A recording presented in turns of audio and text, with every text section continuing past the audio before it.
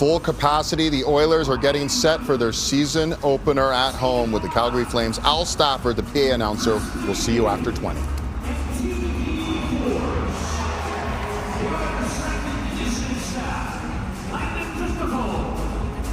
Joel Jackson and Chad Drummond, and the Oilers equipment staff, Connor Smith, Chris Hamlin, Shane Olmstead, Brad Harrison, and Jeff Lang.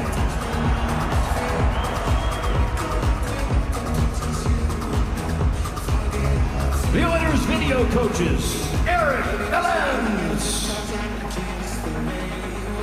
and Noah Siegel. Skills coach, Connor Allen. And goaltending coach, Peter Aubry. The Oilers assistant coaches, Mark Stewart and Paul McFarland. And the head coach of your Edmonton Oilers, Chris Knobloch.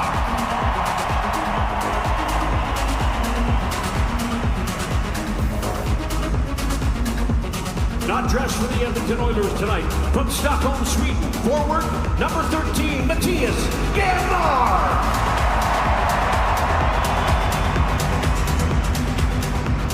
From Toronto, Ontario, forward, number 18, Zach Hyman.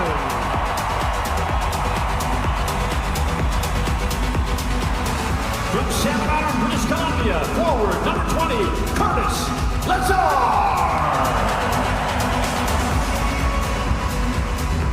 From Richmond, British Columbia, defenseman number 51, Troy Sketcher. And from Toronto, Ontario, defenseman number 96, Jake Wallman.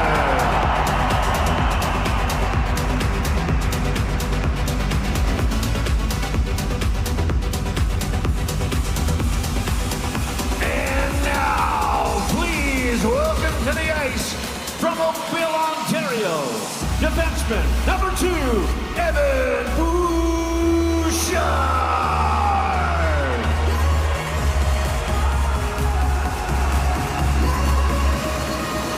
Forward from St. Louis, Missouri, number 10, Trent Frederick.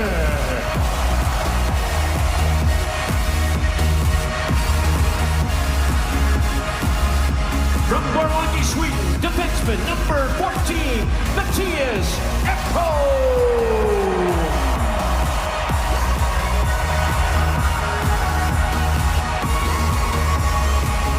From Brantford, Ontario, forward number 19, Adam Henrique.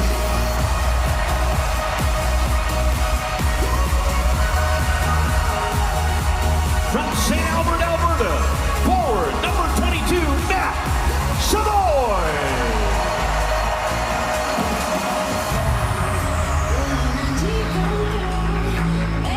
Defenseman from Stony Plain, Alberta, number 27, Brett Kulak.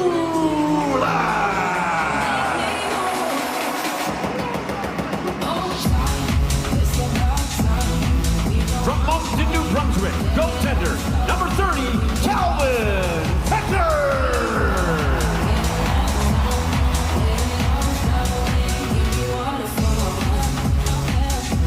From Kuopio, Finland, please welcome back forward number 42, Kasperi Kapanen.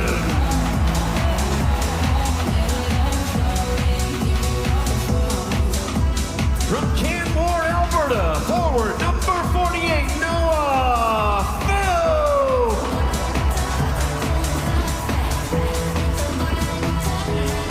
Defenseman from Eau Claire, Wisconsin, number 49, Ty Emberson.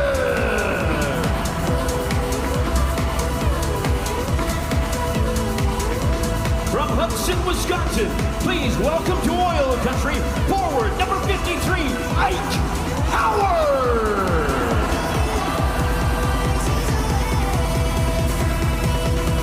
From Edmonton, goaltender number 74, Stuart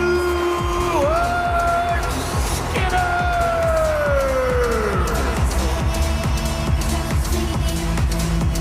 defenseman from West Bloomfield, Michigan, number 75, Alec Regula. From Praha, Czechia, please welcome to Oil Country, forward number 86, David Tanashek. From Toronto, Ontario, please welcome to Oil Country, forward number 88, Andrew Mangiapane.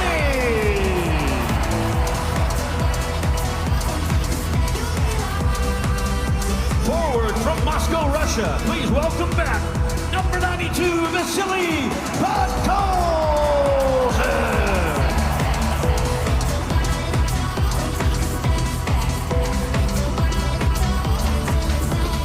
Your alternate captains for this season, returning for his 11th season, from Hamilton, Ontario, defenseman number 25, Darnell Nurse.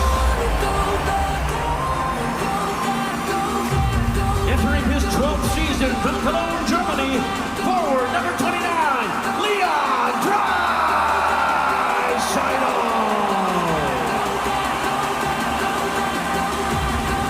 Returning for his 15th season with the Order, from Burnaby, British Columbia, number 93, Ryan Nugent-Hopkins.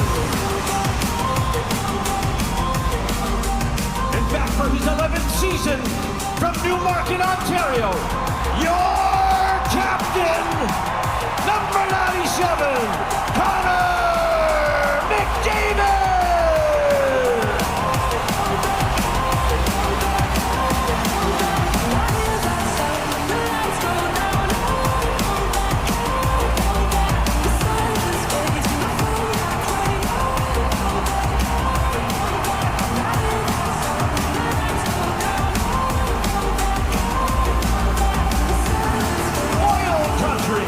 Your 2025-2026 Edmonton Oilers!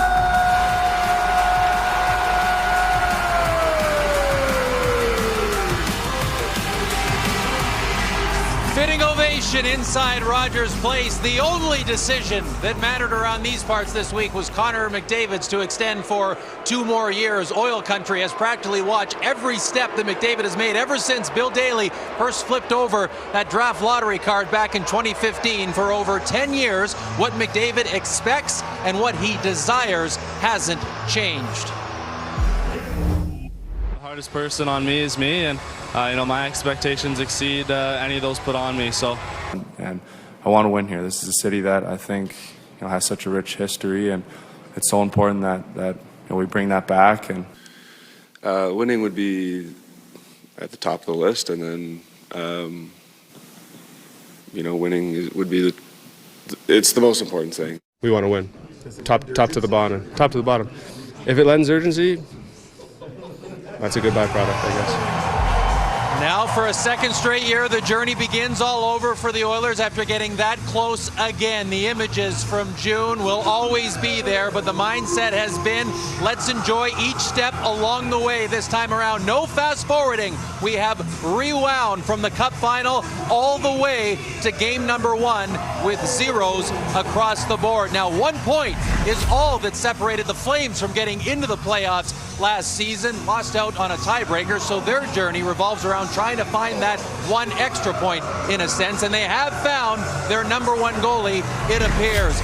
Dustin Wolf was Calder worthy a season ago. He has committed to Calgary and is prepared to be a workhorse this season. He has embraced everything about being a Flame, everything about being a Calgarian. He said of the Battle of Alberta, it is a game filled with fire, with heart, and intensity. And every now and then, as you know, this rivalry can feel like a rodeo as well. So saddle up, opening night from Edmonton. Jack and Louie in a moment, but first Al Stafford on the PA.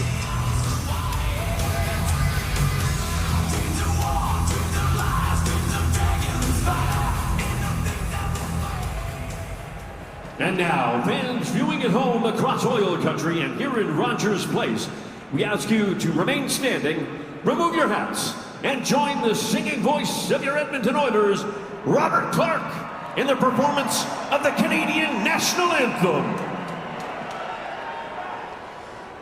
Oh, Canada, our home and native land, true patriot love in all of us command. With glowing hearts we see thee rise, the true North strong and free. From far and wide, oh Canada, we stand on guard for thee. God keep our land glorious and free.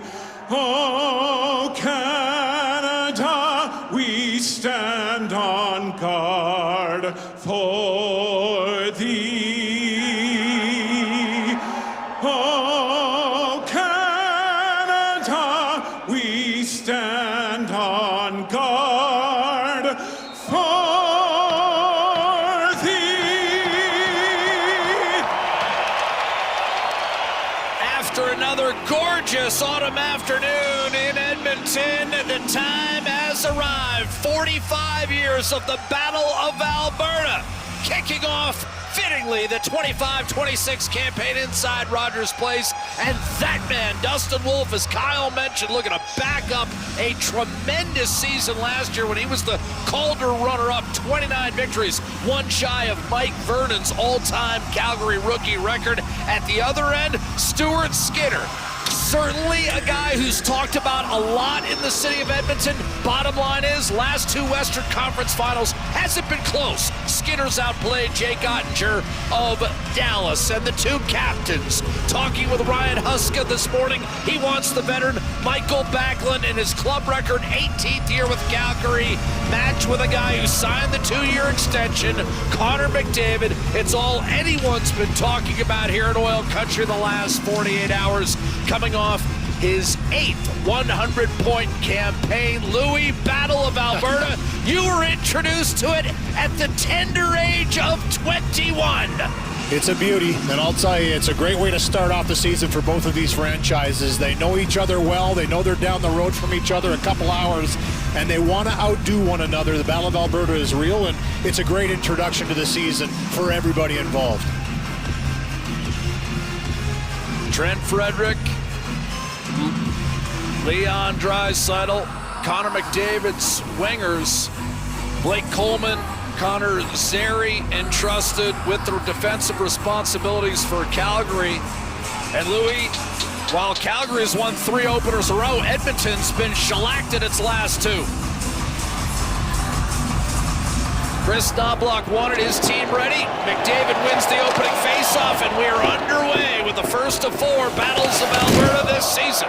Edmonton won 2 of 3 last year, 7 of 9 overall in the series, and Matthias Ekholm dumps it in to get the season going. Mackenzie Weegar blasted by Draisaitl. Bouchard hangs on to it and eventually cleared through the high slot, retrieved by the man third only behind Makar and Hughes in points for a defenseman the last 2 years. Locating McDavid, tracked by Weegar, and advanced through to Joel Farabee, who along with Morgan Frost arrived from Philadelphia, kind of revitalized the Flames a bit down the stretch. Weren't overly productive, but they got wins. Noah Phil churning back to center. Calgary eliminated on the last day of the season when Minnesota scored with 20 seconds to go. Otherwise, Calgary would have been heading to the postseason. Phil battling. Surprising choice to some as Edmonton's opening night third-line center. Emberson to Kulak. Kulak, of course, drafted by the Flames. Has never missed a game as an Oiler. But Bolson absorbs a hit. Anderson wanders over, can't get it out, held in by Kulak. Centering for Podkolzin and knocked away from behind by the towering 6'8" Adam Klapka. Nice reach in the slot. Coverage in the slot to not allow that clean shot by Podkolzin in front of me, getting involved, going back to the benches. Alec Regula playing his first NHL game in nearly 3 years. Flipped out by the Flames, and Skinner will swat it back to Regula, who goes about 6'4", 215 pounds. Nugent Hopkins reversing to Regula. One of 5 Oilers in the lineup tonight. Savoy's another who've played less than 25 NHL games. Nugent Hopkins taken off his feet. Jake Bean for Calgary. Morgan Frost up to Calgary's own rookie. Good, and then the 19-year-old whistles a shot off the right shoulder of Skinner. That was a good chance for the rookie fresh out of the Quebec Major Juniors. He's not afraid to shoot it. He's got some swagger, had a terrific training camp, and scored some really nice, pretty goals. And he's a guy that you don't have to say shoot it. He won't delegate too much. If he has an opportunity, he loves to get that puck away in a hurry. You saw it right there. Wolf handling the puck up to Sharon Govich. He's one-time 30-goal scorer playing on Calgary's 4th line. Flames without Jonathan Huberdeau and Martin Pospisil, so spreading the wealth a little bit is 3rd-year head coach Ryan Huska. Henrique cycles down low, taken by Weegar. Another solid year for a club with a negative goal differential. Put up nearly 50 points and finished plus 18. McDavid bumps it back to Draisaitl. Scored his 50th goal last season at the expense of Calgary. It's actually the game-tying goal in a game that Edmonton won in overtime when Draisaitl scored his 51st. Here's Zary. Anderson. Kevin Ball stepping up, locating Backlund in front, and swinging a miss for Coleman. Anderson takes a shot that deflects wide. Ball will hold the zone for the Flames. Picked off by McDavid, did not get it out though. Coleman. A collision with Emberson. 3rd year in the league, 2nd with Edmonton. And now Kulak on an outlet for McDavid. Sprinting up with Draisaitl. Drop pass to Draisaitl. Across. Regula drag move. No shot. McDavid. Nurse waiting for a one-time opportunity. Receives the pass. Finds Draisaitl off his right skate. Nurse. Calgary thought it exited the zone, and they were right. Offside whistled against Edmonton as we get a look at Weiser's keys to a W, Luke. Keys to a W brought to you by J.P. Weiser's, the perfect Canadian whiskey for game night. Ryan Huska this morning said he's proud of what they did last year. 96 points, just missed out of the playoffs for a tiebreaker. Said we have to reestablish that right from the get-go again this year. There's a conversation right in front of me. Coleman and Frederick going at it, new acquaintances. But keep that chip on their shoulder. And for the Edmonton Oilers, you mentioned it, Jack, they haven't had the greatest start here at Rogers Place in the last couple of years. It's been kind of a sour taste in their mouth. Get off to a better start. Get that fire in the belly early. Last 2 season openers, Edmonton's been outscored by a combined 14-1. 6-0 at home last year to Winnipeg. 8-1 the year prior in Vancouver. Jake Bean for Calgary. Flames have won their last 3 to open the season after a run of 12 consecutive defeats. Bean and Klapka at center. Klapka makes a move around Podkolzin. Forced out wide. Protects and then tried to center. That one off a body right to Ekholm, who just signed a 3-year extension. And Noah Philp will chip and charge. 15 games in last year did Philp. Still looking for his first goal at the NHL level. Regula's one NHL goal came at the expense of Calgary.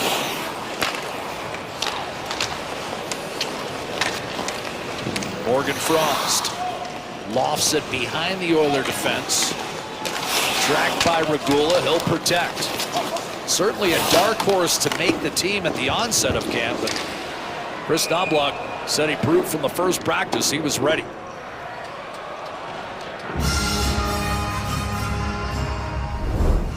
Bet365 has a new and exclusive game, Prize Matcher. Download the app and see why it's never ordinary at Bet365. New extension, both coaches in this matchup. The Battle of Alberta, 3 years for Knobloch, 2 for Huska, and good hands, both teams, for the future moving forward. Asked him about the starts going into the season. He said 2 years ago there was definitely a hangover. Last year again, hangover once again.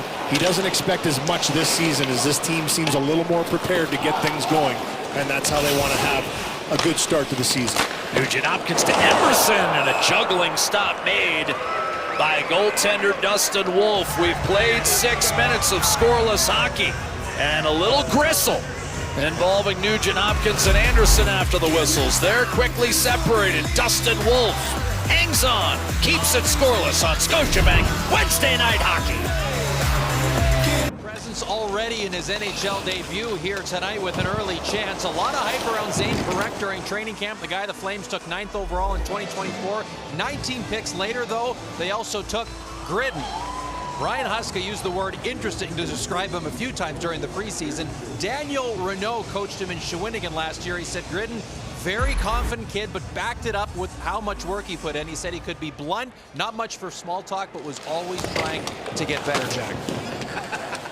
Blunt, not much for small talk. I like it. I asked Nazem Kadri about him this morning, saying the kid's got some swagger, and he says, I like that about him. In this league, you got to have a little bit of that. Toughest league in the world. To make a mark, that's the way you make it. Ball stick broken. Here's another confident player, Isaac Howard, and his shot blistered off the blocker of Dustin Wolf. Howard, he of the white suit when he was drafted. Late first round by Tampa Bay. A suit that only my partner, I think, could pull off. Chipped up the right-hand side. Whistle in by Hanley. Uyghur's partner, he played a career high in games last year. 53. Moving in. Swooping as McDavid tried to center. That was broken up by the hastily retreating Justin Kirkland. What a story he was last year after 8 years in the American League, scoring his first NHL goal in a win over Edmonton. Part of that 0-3 start the Oilers dug for themselves at the onset of last year. Wolf handles a dump in, steers to Anderson, and on the ball. Flipped through the neutral zone, eluded Farabee, tracked by Ekholm. Left it for Bouchard. Got a stick entangled for a moment with Kadri. But the Oilers are able to wheel it out. Ball gave Frederick a little pop as Edmonton exited the zone. Good gamble by Uyghur. Here's Klapka with a drop pass and a quick shot, low glove, handled by Stuart Skinner. And now Klapka went up high with a hit on Ekholm. Big man, 6'8". Talked to him this morning, and you're literally straining your neck looking up at him, trying to have a conversation, but knows he has an opportunity to be a regular, and he wants to be. Here's Howard with his first opportunity in the National Hockey League. This stick just evaporates for Kevin Ball, leads to this chance in the neutral zone, and he elects to shoot this one. You like to see that from a young player. Don't force a play early on, get it to the net. This is a quick release by Farabee, handled by Skinner, and Big Klapka just buzzes the tower a bit and brings in the attention of Ekholm. There's been a lot of talk between the benches, been a lot of little chippy stuff going on. Nothing real major yet. They're feeling their way through. But Klapka, being that size on that line, knows that's going to be a big part of his game. Get to the front of the net, be that heavy presence. Opening night excitement for many, their first Battle of Alberta. I know you and I were talking to Isaac Howard. He was excited about it. Grew up about 20 minutes from Minneapolis, just over the border in Wisconsin. Won the Obie Baker last year at Michigan State. Here's a steal by Klapka, didn't get it out. And now Kapanen drop pass, but goals in it. Eventually it's Phil, couldn't pull the trigger on the backhand. Kulak will send it back down low. That's going to be picked off by Bean. Klapka's pass angled but intercepted by Emberson. Big hit on Jake Bean by Podkolzin, an extremely popular player in Edmonton. And Klapka finishes his hit on Phil, but he absorbed it and threw it across. Emberson picks it up, tried to center, and that was deflected. Wound up on Kadri's stick and eventually brushed down by the rookie Grid. All it takes is a little pushing and shoving. It seems the intensity is ratcheted up here in the last shift, and you're starting to see a little extra effort. It was really feel out for the first 5-6 minutes. Nobody wanted to make a mistake. They're opening up a little bit here. Dangling his way in, Nugent Hopkins thought that puck might have been whacked over the short glass. He's saying delay of game against the Flames. And they're having a conversation about it, and it was a good defensive play. I believe it was Frost that got a piece of this puck and just bopped it up over top of the glasses. But if he's in the zone, Louis, it's an automatic. Yep, it's a delay a game over the glass. And that's the question call. is now if they've seen it, they are going to call this. Calgary number 16, minor penalty for delay game.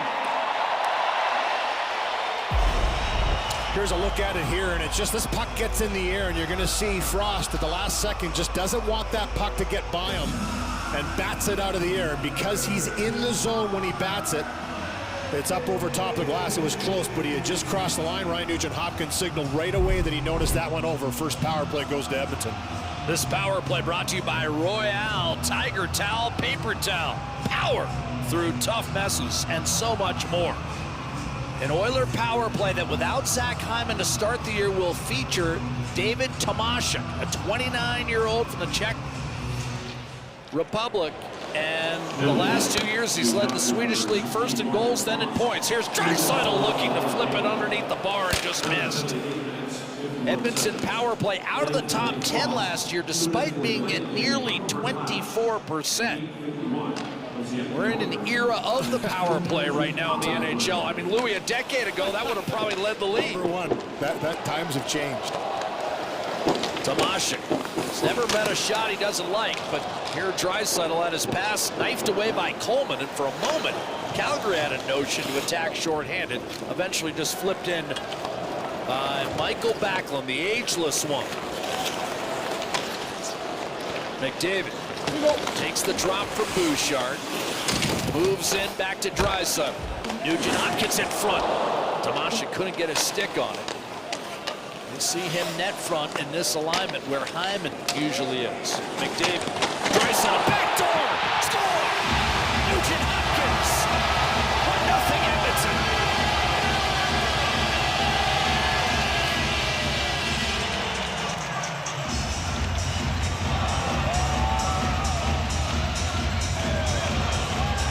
Great passes on this play to Ryan Nugent-Hopkins, and he buries it, settles it for a millisecond. Right off the face-off, though, this play down low. Draisaitl tries to catch Wolf, guessing a little bit coming across, and he doesn't miss much on that backhand side up over top. But this is the play here. A little give and go. McDavid back down to Draisaitl. It's that quick, hard pass. Set play. Paul McFarland now taking over the power play for the Edmonton Oilers. And this one was by design, right onto the tape of Nugent-Hopkins. And he hesitated for a millisecond before putting that up over top of the right pad. Well, he had to power it through him. Give Nugent-Hopkins credit, Louis. If he's not strong on his stick there, I think Wolf makes the save. That's a rocket of a pass, too, by Draisaitl, but he handled it. He had to stop it for a second, but the elevation in tight. He knew he had to go over that right pad because Wolf is quick. Here's Kasperi Kapanen with a wrist shot deflected back behind for Philp, tried to stuff it in front. Draisaitl and McDavid with the assists on Ryan Nugent-Hopkins' power play goal. Time 9:53. Kapanen in front, deflected.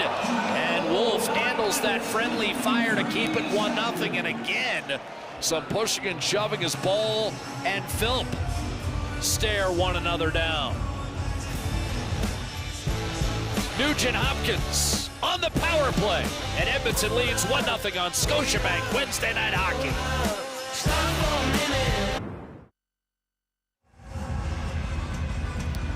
Well, it's the ultimate bundle. Sportsnet Plus and City TV Plus. Endless entertainment, best live sports, all in one subscription. Bundle today. Connor McDavid, Leon Draisaitl starting the season on a line together, and they heavily involved in this power play goal. A little give and go, and then that hard pass, the activation by Ryan Nugent-Hopkins to get to that spot. Good net front presence by Tomashek to take up space. But for Nugent-Hopkins, that's a new play we haven't seen from the power play And as I mentioned before, Paul McFarland says he's not going to tweak a whole lot, but sometimes he felt the power play got a little predictable throughout the season with the same characters doing the same things. You got to change it up from time to time, and it results in the first goal of this game. Bouchard, a shot redirected off of Tomashik, and then he tripped up Blake Coleman, and Calgary's set to go on a power play here. So Tomashik, his first NHL game, is going to draw a trip here halfway through the first period. Calgary will get a chance to answer, but first 6-on-5 with the extra man on. Backlund gives way to Anderson on the ball. Shoveled ahead for Zary, stood up at the line by Bouchard, and now Calgary to the power play.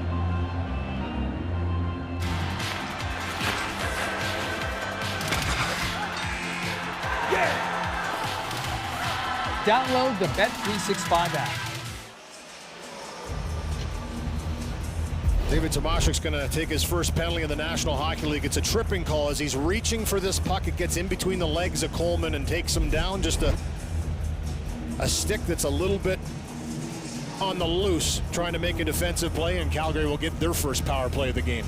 And this power play brought to you by Royale Tiger Towel, Paper Towel, power through tough messes, and so much more. Flames loading up with a shot by Coronado, deflected out near Adam Henrique with pressure up top. Matt Savoy, his 5th game as an Oiler, 6th in the league. Played 1 for Buffalo. We drafted him top 10. Here's a drive from the point to save Skinner, and he handled the rebound against Morgan Frost point blank after the initial drive from Uyghur. Yeah, good save by Skinner here in tight, and good movement here by the Flames. The first shot by Coronado, he can really rip and block, but this one here by Uyghur, the one-timer gets through. He knows he has a presence off the side of the net, and Frost maybe gets a tip on that en route, and the second opportunity on the backhand side handled by Stuart Skinner. Now in preseason, we saw Draisaitl and McDavid regularly on the PK, and here we go. Mark Stewart, Louis, speaking of changes, I have a feeling we're going to see more of this.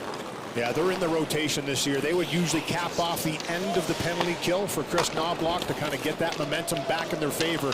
They're in the regular pair of penalty killers now for the Oilers, and he wants to use them in that regard. Not only for the defensive, but to keep the power play honest, because when they get that puck, they're not looking to dump it down the ice. Here's Coronado, dishing off, open man, Kadri, and a shot deflected. Had a career-high 35 goals last year to Nazem Kadri. At age 34, Coronado, shot rocketed off the ankle of Bouchard. Dug out, tipped by Draisaitl, right to Ekholm, and down the ice it goes, and Edmonton will shuffle the deck. I think Ekholm took away a great opportunity in the slot there from Kadri with a wrister. 40 seconds on the man advantage. Weaving his way in is Connor Zary. Flames at 21% a year ago. Out in the middle of the pack. Anderson tracks it against Mangiapane. And yeah, when you say McDavid and Draisaitl were at the end, it was usually the very end, like the last 10, 15 seconds, just to give, as you say, that threat. I don't know of a duo that provides more of a threat than those two. Connor Zary on the puck for Calgary as the Flames look to get this game even. Power play winding down here. Final couple of ticks. Zary tried to go inside, deflected. Tomashik's out of the box, 5-on-5. One shot on the power play. Ball flipped one wide, and the power play goal scored by this man, Ryan Nugent-Hopkins, who finds Regula with an outlet. Wolf settled down the dump in. Ball made a play up to Ryan Lomberg, and he'll roll one over to Hanlon. Whoa, going for the big hit was capital. Coleman in the mix. Kulak to Emberson, and a lofted puck thrust behind the Calgary defense. Wolf is going to steer one over to Hanlon. Soft chip ahead for Lomberg. Driving in from the left-hand side. Here's Podkolzin turning and thrusting one up the gut that's settled by Bean inside his own blue line. Now Kadri 1-on-3. Can't work his way around Emberson after initial brush off from Podkolzin. Kulak on to McDavid, and here come the Oilers. McDavid got it back from Frederick. 4 Flames rolled toward the Edmonton captain. Draisaitl tried a cross-seamer. Bouchard picked it up from Ekholm and then played it to the middle, but went off Draisaitl and carried out by Kadri. Jaron Govich. Shovel it down low. 5.5 remaining first period. Oilers lead it 1-0. A power play goal scored by Nugent Hopkins. Assist to McDavid and Draisaitl. McDavid around ball. Chipped one on net that Wolf was able to lay the leather to. 5:12 to go in the first. Well, Louis DeBrusk talked about a key block from Mattias Ekholm. There it is on Kadri. And the Oilers up a goal.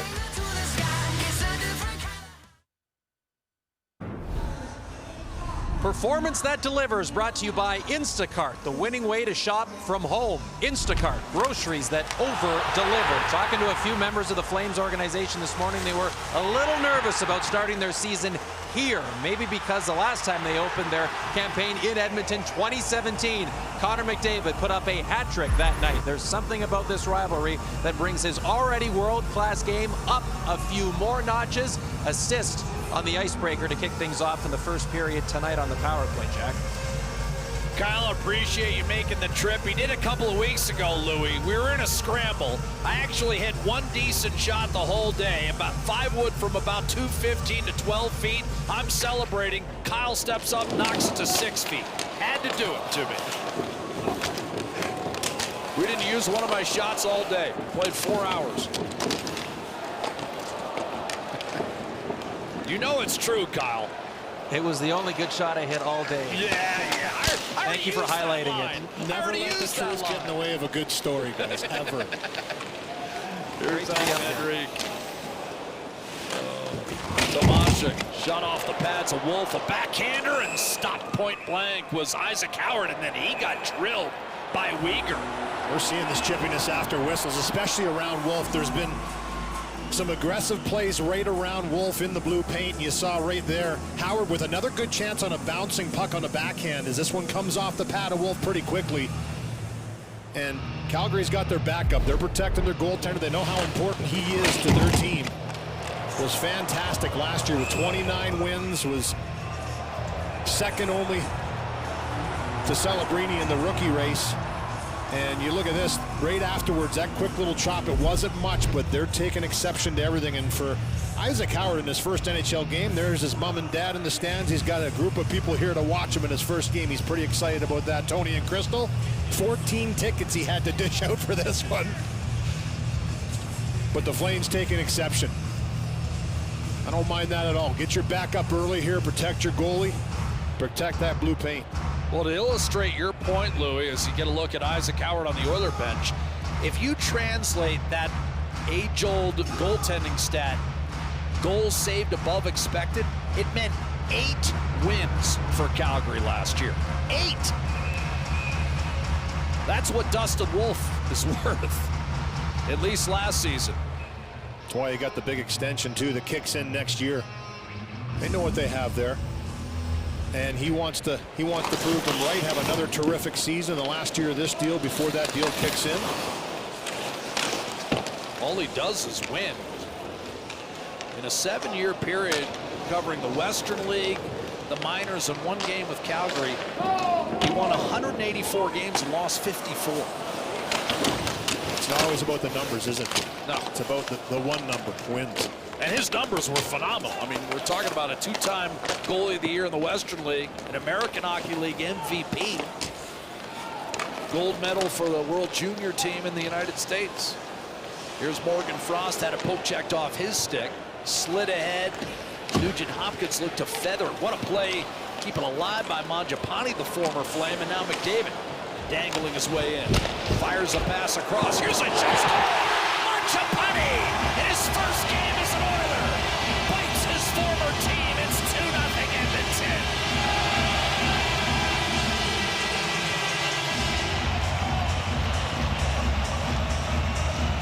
Well, that's a way to introduce yourself to your new team and up against your old team. He spent so many years in Calgary, 35 goals a few years ago, wants to get back to somewhere around there. And he makes a great play to keep this alive inside the line, down on his knees, scrambles to get onside. That's the important key. Gives it to McDavid, knows he's going to cross that line, and then he just comes in late. It's a hard pass across from McDavid to find him, and he's got the shot mentality, picks his spot, and boy, did he bury that. 7 years with the Calgary Flames. Louis talked about the career year with 35. Last year in a fourth line role in Washington, still found a way to score 14. Here's McDavid walking in, and that shot pinballed wide. Frederic to McDavid, who's assisted on both Edmonton goals, out to Bouchard. Draisaitl surveying. Bouchard fires a low shot that's handled by Wolf, clubbed toward the net by Ekholm, tipped wide by Frederic. And turning and clearing is Klapka, but the Oilers have built a 2-0 lead.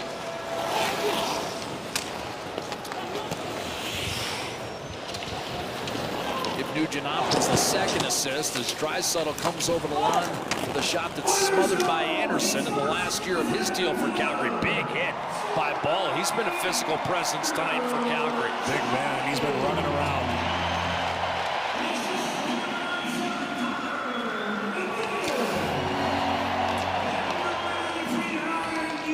Point number 750 for Ryan Nugent-Hopkins, who if he plays 80 games this year, will break the all-time Oiler record for games played, still held by Kevin Lowe.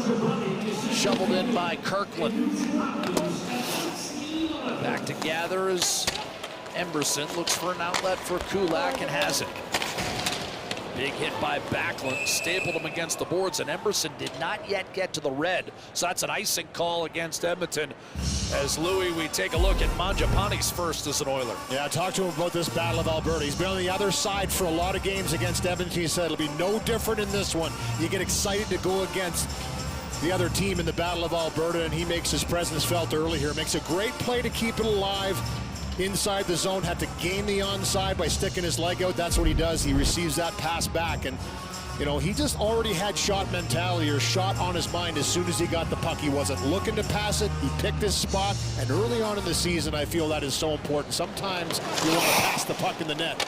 Make a goaltender make a save in a good spot. He does. 2-0 Edmonton. Mangiapane from the Toronto area. Louis told me he never played with McDavid, but he was entrusted with being the pest, shadowing him around at like age 9 or 10. And I asked him, did you know the challenge? He goes, oh yeah, everyone had heard of that kid by the time we played him. Well, he brings some great ingredients to Edmonton. Calgary knows it really well, and he's a fast player. He's feisty. He's going to be in your face. Great penalty killer. You see him on the penalty killing mix now for Edmonton, and losing a few of the players they have, especially Connor Brown. I mean, he fills that spot with the speed and grit and tenacity on the penalty kill. And also the offense. He provides offense in different ways. He can be up and down your lineup, and why Stan Bowman wanted to bring him on board and include him in the mix this season. And strong start for him. Well, he's another guy that can play left or right wing, to your point, Louis, so that increases the malleability of your roster when you have guys that can flip back and forth seamlessly. As you'll recall, when he was in Calgary, he played the right side a ton because Calgary was short on right wingers at the time. Here's Coleman. Tried to duck inside of Darnell Nurse. That did not pan out. Now with 1:20 to go in the period. Henrique with his team up 2-0 to Nurse and twisted safely out by Regula. Anderson works it up the wall for Backlund.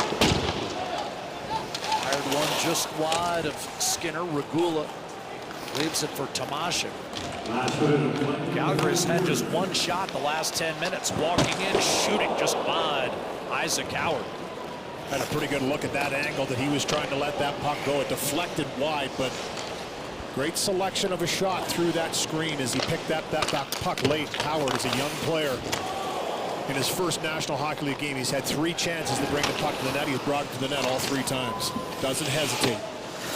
Kadri to Klapka, and then Kadri tried to muscle one out in front. Klapka did well just to hold the zone against Mangiapane. Final 25 seconds here. Kadri, a shot from distance. Skinner didn't see it, deflected behind and corralled by Ekholm. He'll wedge it. Tricky roller wide, and that's going to be an icing call with about 14 seconds left to play in the first period. Nugent Hopkins with a goal and an assist, 2-0 Edmonton, and here's what you were talking about with Howard. Yeah, nice passing here. Just it's Bouchard that's up on the play, and Howard just trying to zip this one through and had the screen right in front of him. It would have been a hard pickup for Dustin Wolf if that one would have got through clean. But that's what he's known for, and we've watched him every game in the preseason. Like young players, sometimes they can go away as it starts to get more competitive. For Chris Knoblauch, he felt that he got better every game. He started to get more comfortable, started to make more plays, and that's a sign of a guy that's feeling it and can adjust to the tempo rising. He's got a great nickname, too.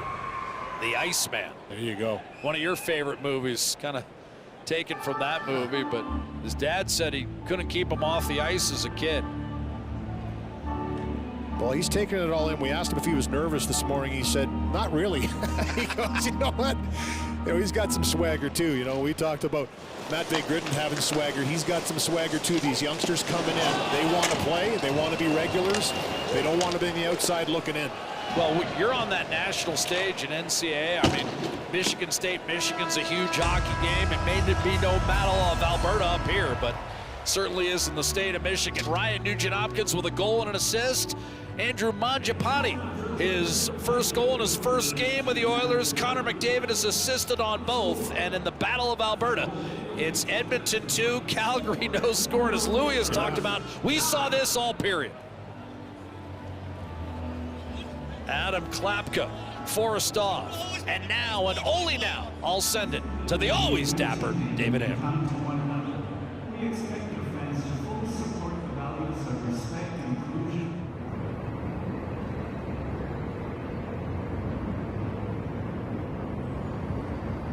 Louis, Kyle, and what a start for the Oilers, including Mangiapane. Let's eat. 2-0 Oilers on top on Scotiabank Wednesday Night Hockey. Excited about the Blue Jays, excited about the news that Elliott just put out there that Jack Roslovic is signing in Edmonton, and excited that the Oilers 50-50 presented by Rogers is back for a new NHL season in support of kids and families across oil country. Don't miss your chance to join the 34 jackpot winners from last season, including 9 of Alberta's new millionaires. Get your tickets now anywhere in Alberta at edmontonoilers.com/5050. Okay, Andrew Mangiapane, Rasmus Anderson Locke, a lot of miles together from their junior days in Barrie, their time in the American League, parts of 7 years together with the Flames. They were roommates down in Stockton. Anderson was in Mangiapane's wedding party. They remained super close friends. Now, Anderson, you could tell listening to him this morning, he may never get used to seeing his buddy in Oiler colors. Now, both are actually wearing mics tonight for their team's respective production groups, so you know at some point some good content will surface of whatever those two are saying here tonight, Jack. Well, and of course, Kyle, there's no guarantee Rasmus Anderson is going to be in Flames colors. We'll see how this season develops. There was a lot of off-season talk. I mean, the captain of the club at one point, you know, commented that he wasn't sure that Anderson, who's been a long-time stalwart, would be able to get a contract done in Calgary. We'll see how the season progresses, but that's certainly been a fixture on the Flames' back end for years. If he doesn't get it done, there'll be a lot of teams lining up at the deadline to try and acquire him for a push. Oh, yeah. No question about that. News from our colleague Elliot Friedman. Jack Roslovic, for those who don't know, 22 goals last year as a member of the Carolina Hurricanes. Weegar will slam a puck around the boards. Coleman deflects out toward the captain, Michael Backlund, and it's swung in by Zary. Settled by Skinner. Edmonton leads 2-0. First period goals by Nugent-Hopkins on the power play. Mangiapane at even strength. Both set up by McDavid. Draisaitl was offside there. So it's collected by Joel Farabee. And Morgan Frost, quiet offensive campaigns last year, but again, part of Calgary's late second half charge. Louis, they lost only 2 games in regulation in their final 16. Looking for an uptick from both guys too, right? A full year on the team, coming into camp for a full camp, getting used and accustomed to the guys you're playing with, looking for upticks. Bouchard loading, shaking off Farabee, and now McDavid. Off 8th 100-point campaign. Bouchard is shot. That was kicked out to Draisaitl. Ekholm, a blast, and that's speared by Dustin Wolf through traffic.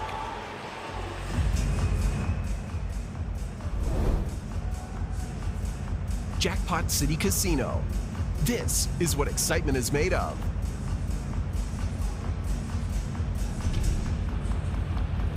Season debut of Hockey Night in Canada. The Leafs heading to Detroit to take on the Red Wings. Toronto beat Montreal tonight in its opener. Coverage beginning with Hockey Central Saturday, 6:30 Eastern, 4:30 Mountain on Sportsnet and CBC.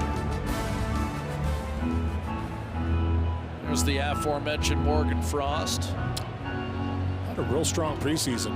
You know, came in, played a lot of games, got his game under his feet, and you know, Ryan Huska this morning told us that they expect that to carry through the regular season for him, and he's looking to have a strong campaign.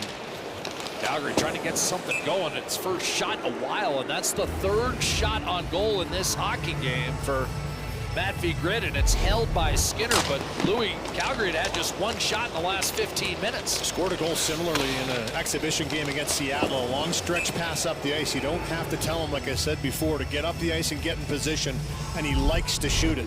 A big guy.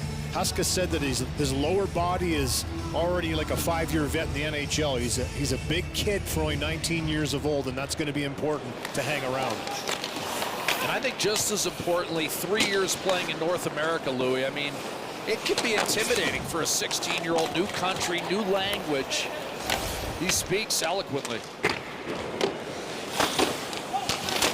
I agree. I'd hate to think you and I dropped somewhere in a foreign land when we were 16. I think you and I would have been lost. I agree. You have to tip your cap. You know, a couple of years in Muskegon, and you know, played last year in Shawinigan in the Quebec Major Junior Hockey League, led that team in points that year in his first year in that league. So this is a player that's elevated everywhere that he's gone. Had a terrific camp, as we mentioned, and he's been the busiest Flame in opportunities on net. Had a couple good looks.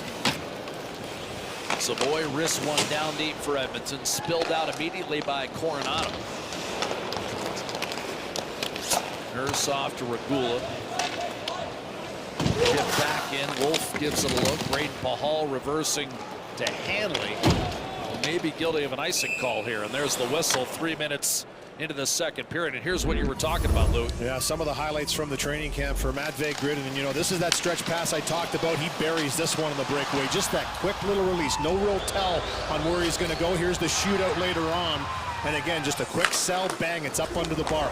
Nose around the net, wants to get himself to the net, and likes to score goals and likes to sell. You saw him put it back in the holster after that shootout goal. That's that swagger I talked about, and he's brought that forth, and he's going to need it. This is a tough league to break into, make a mark, and he wants to make a mark this year. He's had some good looks tonight. Calgary's got 5 shots on goal in 23 minutes, and Britton has 3 of them. There you go. Kirkland snapped his stick off the draw as he retrieves new lumber. Regula will retrieve the puck for the Oilers. Swung up by Nurse to Draisaitl, and here comes Edmonton.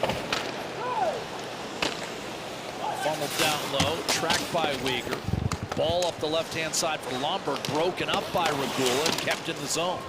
Regula did not play at all last year. Hampered by a knee injury. The year prior, he was in Providence for the entire season. So again, it's been a while since he's played an NHL game. And to come into camp and with, yes, the injury to Wallman, but still, Regula earning a spot on the opening night roster.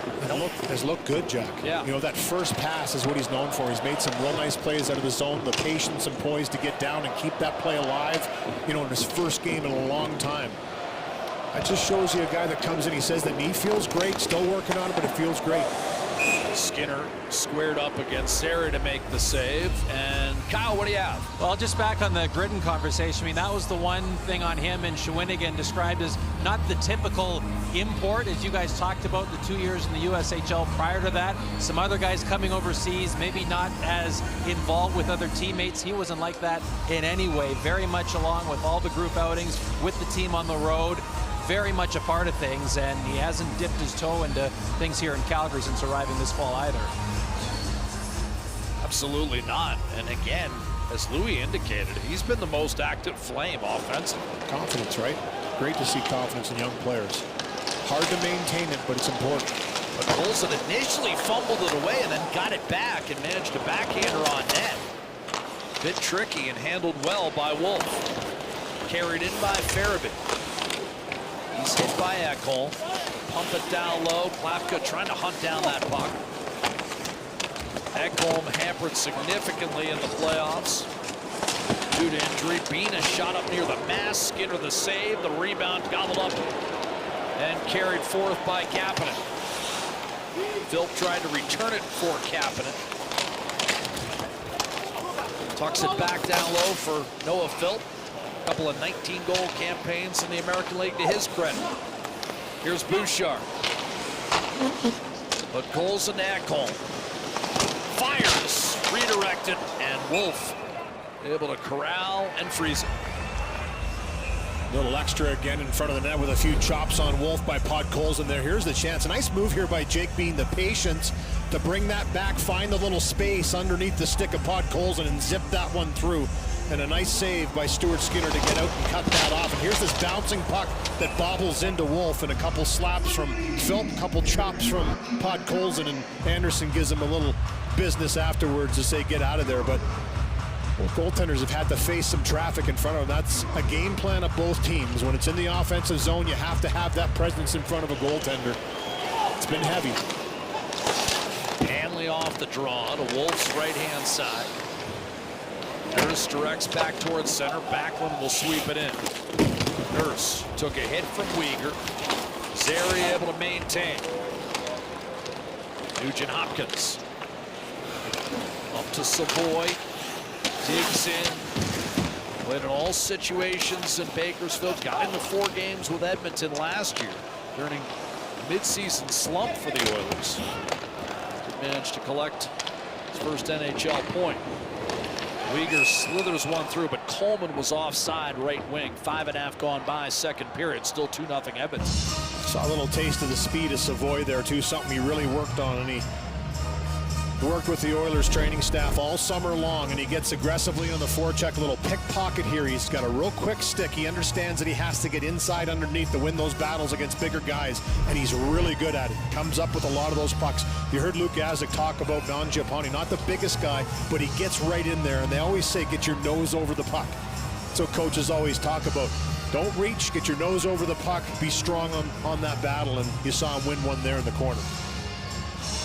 Scott and Jody, his parents, we showed you a quick shot of, making their way to see Matt Savoy. And I talked to him. He was on the Buffalo roster once to start the year, but he was injured, and there were a lot of questions. He says, this is the first time I really feel like legitimately I'm part of this club. And as you said, Louis, he's earned it. Very confident. We've talked about that a lot with these young players coming in, and new players, not necessarily young but new to the league. Tomasik, you're seeing here with the puck, is 29, but it's his first taste of NHL action. There's a confidence to their game that they've developed over years. And it's hard to maintain it, like I said, but it's about just going out there and doing that. Believe in your game. Do what you do best. Paul ahead for Jake Bean. Engage with McDavid. Now steps up with Isaac Howard on him. The centering pass snatched away by Kulak. And now reverse back to Kulak by McDavid. Reset for Edmonton. First period goals, Nugent Hopkins and Mangiapane. Kulak trying to dart up the gut to McDavid. A good read by Lomberg, but didn't get outside the zone. Draisaitl to Trent Frederick. And now Matthias Ekholm. Draisaitl finds McDavid, and he blistered one over the right shoulder of Dustin Wolf. That top left corner appeared to be open. Louis had a good look at it. He got it away quick, too. McDavid. Saucered. Frederick lets it go through. Ekholm slaps it down low. Then McDavid's cross seamer deflected to Bouchard. One-timer. Draisaitl to save Wolf. And Calgary under duress with its fourth line out there. Sharon Govich able to elude Draisaitl and carry it smartly to the red line and bang it in deep. It's amazing how that line can spread you thin real quickly, and they spread you out. They make those passes. Draisaitl with a couple backhand slaps. Not many players can make that play. Little give and go. McDavid's drawn another penalty. Hits Draisaitl. The trailer across to Kapanen, who was locked and loaded. Anderson jumped in and made the steal, but now Edmonton returns to the power play where the Oilers converted their first period chance. Big Adam Klapka going to the penalty box, 2 minutes for hooking. Here's that chance by McDavid in the slot, quick release, a little piece of it by Wolf to deny him on the right-hand side. And then Klapka digging in a little too deep. He'll head to the box.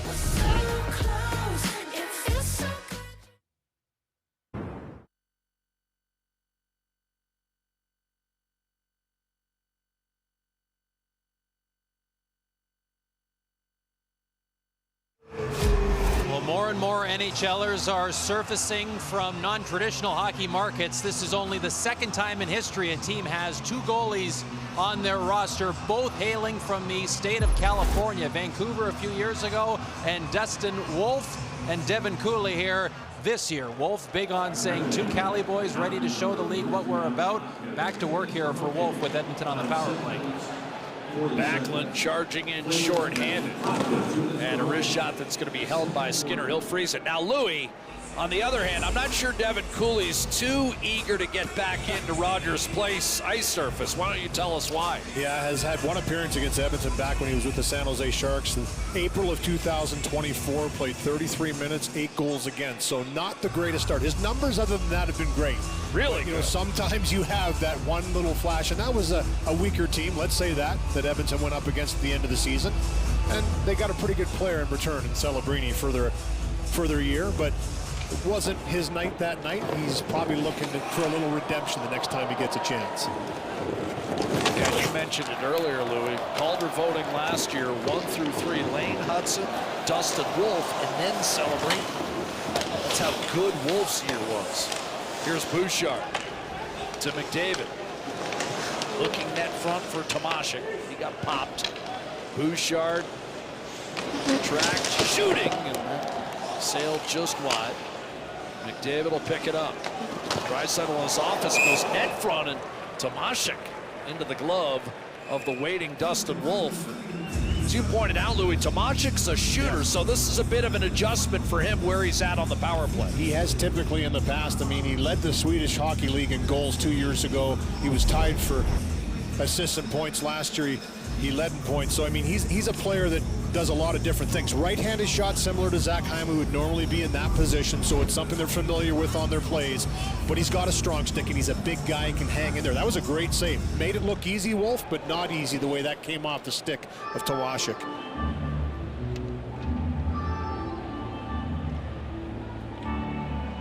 Well, journeyman in the European leagues, too. KHL, Finnish Elite League, Czech League.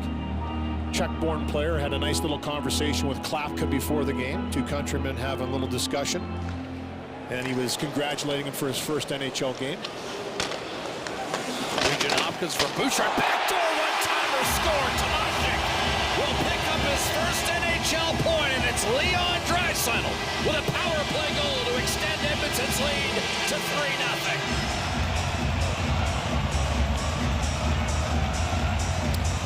Goal number 400 for Leon Draisaitl. You just had the hunch that coming in with 399, it was going to be short-lived. He was going to get to that milestone. Top 10 in non-North American born players to get the 400 goals, the type of career he's had. But Tomashik, we talked about it. Not just a shooter, can make a play, uses his big size, little no-looker backhand pass, backdoor to Leon Draisaitl for the tap-in. Not a chance for Wolf on that one. Nugent Hopkins down to Tomashik, and he knew exactly where he wanted to go with that one. Draisaitl had closed the distance, was waiting for it. That big paddle was on the ice. 3-0 Edmonton. 400 goals for Leon Draisaitl. 4 50-goal years. The only Oiler with more, Wayne Gretzky.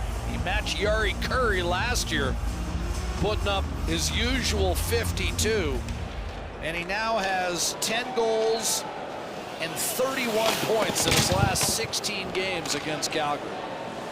3-point night, by the way, Louis, for Ryan Nugent-Hopkins, who had a bit of an off year by his standards offensively, so he's out of the gate quickly. Yeah, I had a great conversation with Ryan yesterday, you and I, and the longest tenured Oiler, and it's amazing to think that he's been in the league for 15 years. Still looks like he's only been in it for 3. Has aged well, to say the least, but big hit here by Farabee on Philp in front of the net as it gets ratcheted up. But obviously determination. He said there's a lot of motivation after 2 Stanley Cup final losses for the entire team, but him being the longest tenured guy wanted to come out to a strong start. Looks good early. Adam Henrique lead pass as the crowd erupts in recognizance of the 400 career goals that Leon Draisaitl has put up. And he's top 5 among active players. I mean, people don't realize how quickly he got to 400. He's inside that list. And his 141st power play goal since the 2018-19 season. The next on that list is nearly 50 behind him, Steven Stamkos. He's averaged 20 power play goals a year for the last 7. I think Tomaszek's going to have to wait for his first goal to get a puck. I don't think he's getting that one. Well, I think Draisaitl's initial reaction was to get Tomášek the puck for his first point. I don't even know whether Leon knew it was 400. Believe it or not, he's always been a pass-first guy with 450 goal seasons, so maybe he will dish that one over, maybe half it. I've heard of players halving it with milestones. Anderson with a shot that's stopped by Skinner. Well, I have a feeling we're going to be seeing Draisaitl's 500th and 600th as well. Here's Kirkland with a steal inside the Calgary blue line. Edmonton in command right now at 3-0, having doubled up Calgary on the shot clock. And behind a 3-point night from Ryan Nugent-Hopkins. David a couple of assists. Leon Draisaitl a power play goal and an assist. Edmonton in command right now. Backlund off a turnover, gets it back from Zary, loads and fires, and a shot block for Bouchard. Bounded off the half wall, collected by Frederick. Connor Zary tried to sneak one through, glanced off the side of the net out to Weegar. His shot hit his own man, Sharon Govich.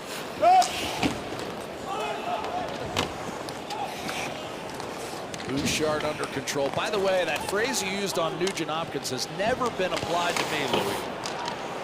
He's aged well. Here's Coleman. Centering! Deflected wide and then banged off the side of the net by Kadri. Calgary's best chance of the night, perhaps.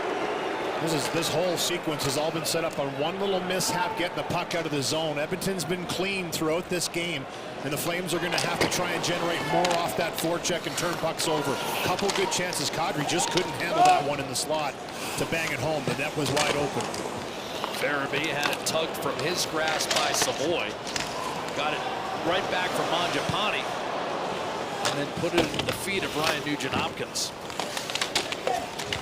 Slid back toward Nugent-Hopkins by Anderson, who now receives from Farabee and will jam it behind the Oiler net. Coming up on 7 1/2 remaining in the second period. And the Flames just haven't gotten untracked offensively. A shot by Anderson and a kick save made by Skinner. The last minute has been good for the Flames. And now Nurse challenging.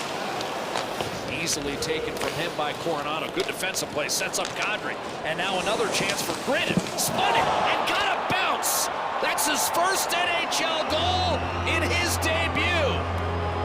Matvei Gridden banked it off Noah Philp, and the Flames have sliced the gap to 3-1.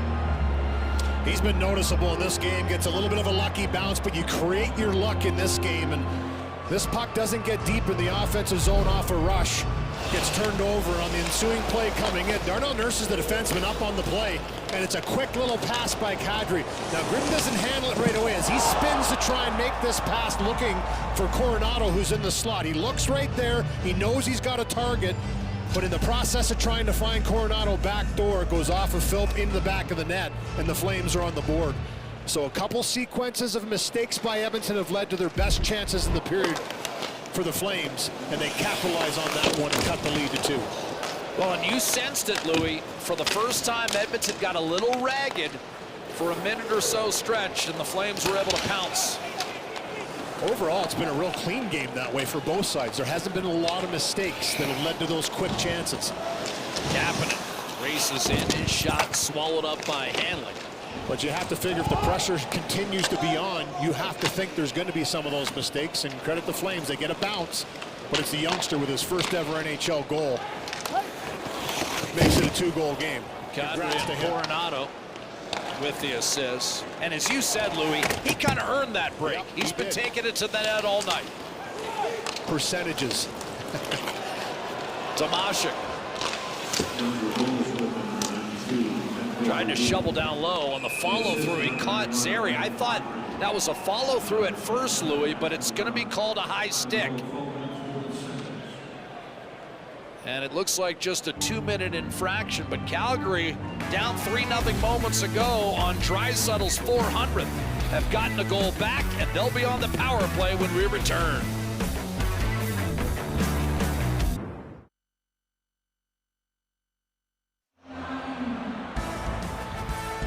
Oilers return to action Saturday hockey night in Canada. The back end when they play host to the Canucks. Louis and I will have that game with Scott Oak, 10 Eastern, 8 Mountain on Sportsnet and CBC. In this game, Edmonton up 3-0 at one point, gave up a goal, and then this from Tomášek, Louis, after he releases. Yeah, the little attempted chip gets blocked, and he just tries to lift the stick of Zary, and in that process, the tip comes up underneath the visor. Only a 2-minute. They did check Zary to see if he was cut, but an opportunity here for the Flames on the power play. Coronado whiffs, and Savoy will have an opportunity to clear, which he does. So just to clarify, if he had backhanded it in and then caught him on the follow-through clip, but he released the puck, then brought the stick up, and that's what accounted for the high sticking call.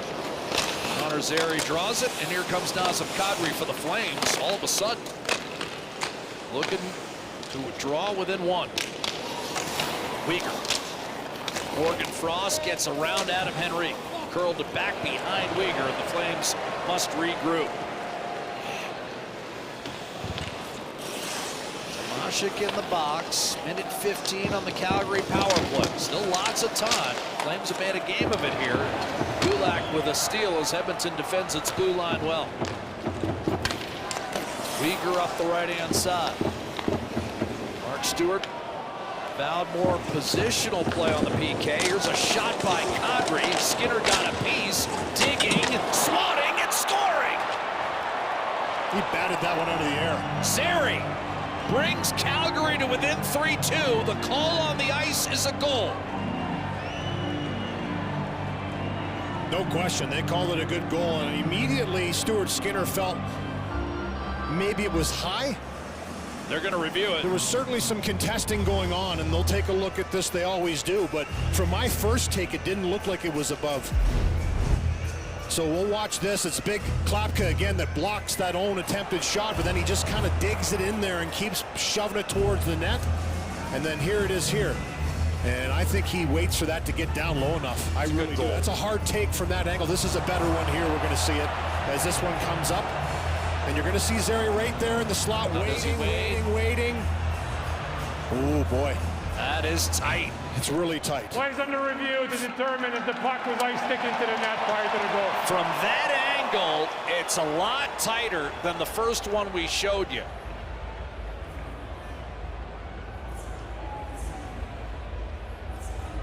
So it's crossbar here that his stick has to be below or even with to put this into the net.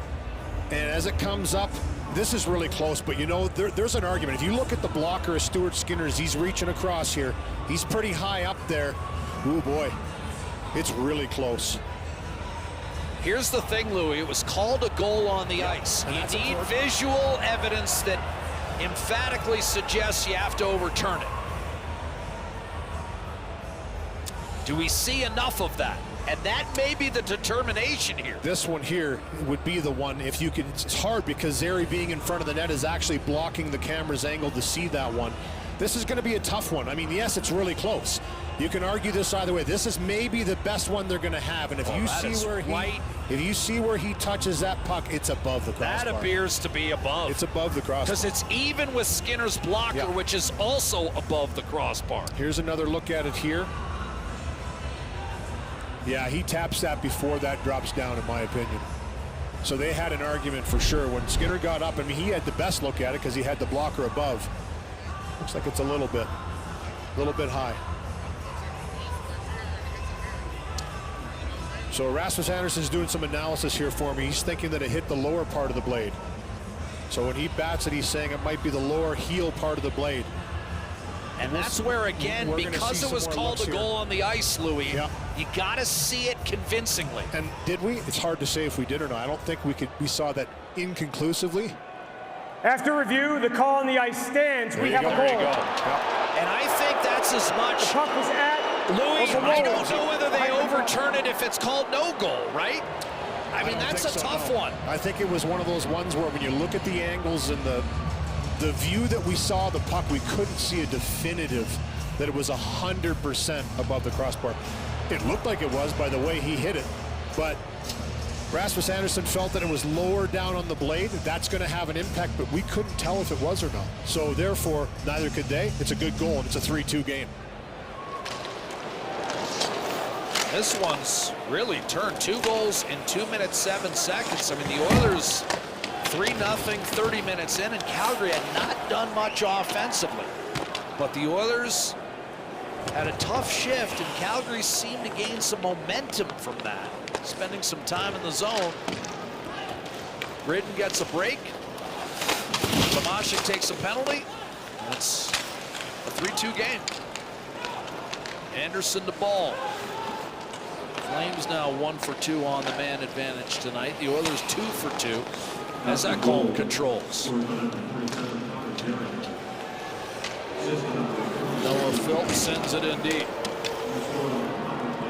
Zary last year 13 goals, the year prior 14. Klapka will draw the primary assist on that power play goal. Nurse's shot misses short side, clattered off to Regula, and he inadvertently brought that puck outside the blue line and draws Edmonton into an offside. 4:10 to go, second period. 3-2 Edmonton. Zary by a whisker, able to bang home Calgary's second goal on Scotiabank Wednesday Night Hockey.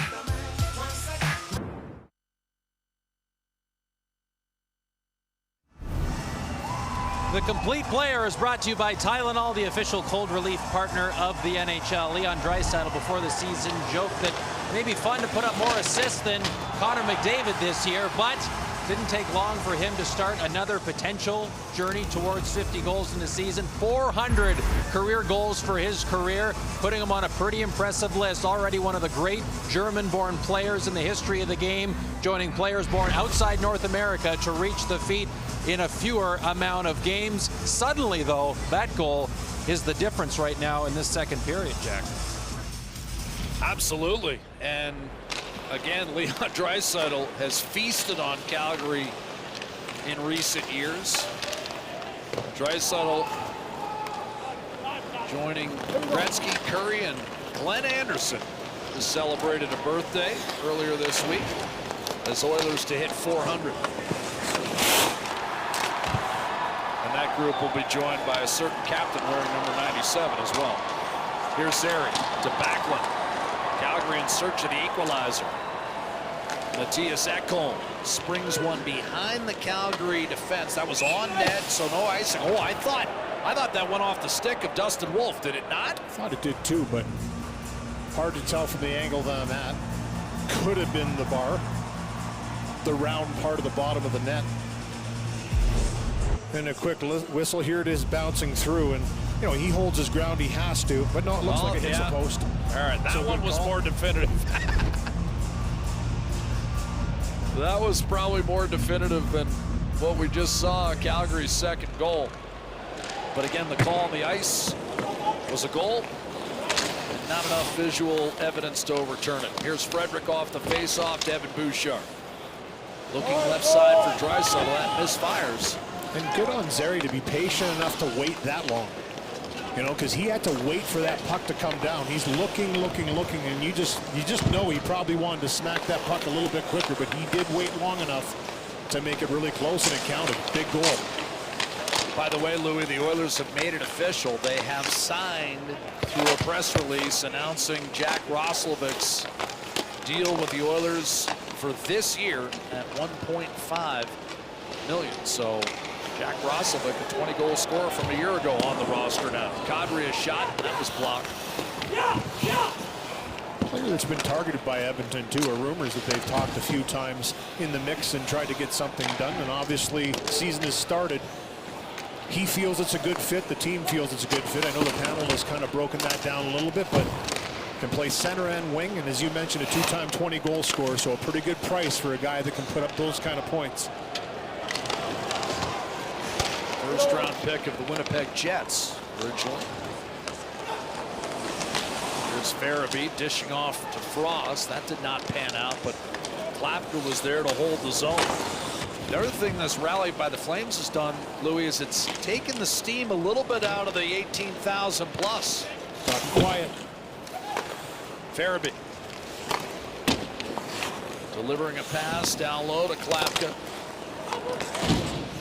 It's a centering pass, and that was whistled wide, and all of a sudden Calgary's starting to get looks here. Farabee that time missing the net, but that was an excellent opportunity from the slot. Savoy drilled by Kirkland. The Oilers having trouble relieving the pressure. Kulak does so, hoisting one down the ice. That'll be settled for Weegar by Wolf. Edmonton back-to-back Stanley Cup final appearances, losing in 7 games to Florida 2 years ago, and in 6 the Panthers, who opened their defense with a win last night. 6-game series last year. Ekholm off a dump in, finding Evan Bouchard. Lead pass McDavid. Dropped it for Draisaitl. Final minute, second period, but an errant feed across to Ekholm. Edmonton, the first team since the 1978 Boston Bruins to lose back-to-back Stanley Cup finals. Nazem Kadri. Poke checked away by McDavid. He's with Draisaitl 2-on-2. Spins, cuts the middle. Draisaitl fires, and a save made by Wolf. Rebound available, and a save made by Wolf. Again at Draisaitl's expense. Bouchard with 25 seconds. Now it's Calgary getting a bit sloppy for a moment, but Zary with a smart clear ahead to Coleman. He'll inadvertently lob it out of play from beyond the Edmonton blue line, so neutral zone faceoff upcoming with 15 seconds to go in the second. Always a little bit extra in the end of a period when you know that the time is winding down here. This sharp angle shot maybe deflected a bit by Draisaitl, but it pops right back out, and he finds it again with that quick spin shot, and Wolf is up to the task on that one. But you know they're hunting and they're searching for those high-quality chances in the dying seconds of a period. That's why they're out there late, is to try and generate that quick chance, and they generated a couple. Weegar fires a dart to Frost. Sends it to Coronado, banged it off the side of that. Final 3 seconds. Coronado at the horn. Frost had it deflected away by Adam Henrique.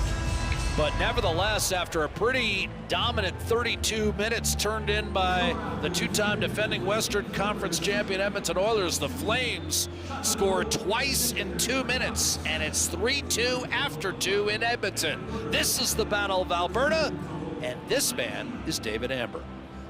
Here to begin the third period, 3-2 the Oilers lead, and a reminder, the Oilers 50-50 presented by Rogers is back for the season in support of kids and families across oil country. The current jackpot is over $357,000 and climbing at Battle of Alberta Speeds. Get your tickets now anywhere in Alberta at edmontonoilers.com/5050. It's been a milestone kind of night to kick off the season. 3 players called upon for rookie laps before warm-ups. It's unforgettable whether you're 19-year-old Matvei Gridin or 29-year-old David Tomashek. Leon Draisaitl, 400 goals in the NHL. Tomashek's first NHL point on the play. The Gridin goal. It was his goal to be in the NHL this fall. Scores in his debut to give the Flames some life. The puck inventory taking a hit at Rogers Place here tonight, Jack.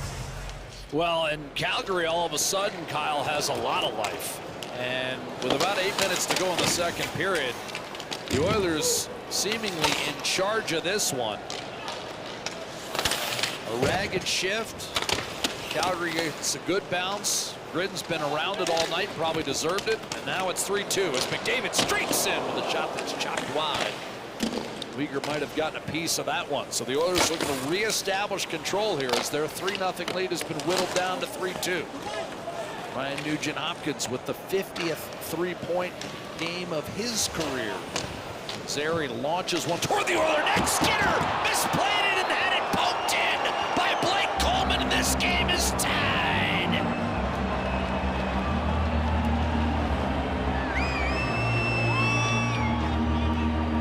Momentum's everything in this game, and for the Flames, you heard Connor Zary talking to Kyle Bukauskas in the intermission. They just need to get things going and find some bounces. They found one on that goal by him. A nice touch to put it in to make it 3-2 early in this period. I think Stuart Skinner thinks that Bouchard's going to take this puck.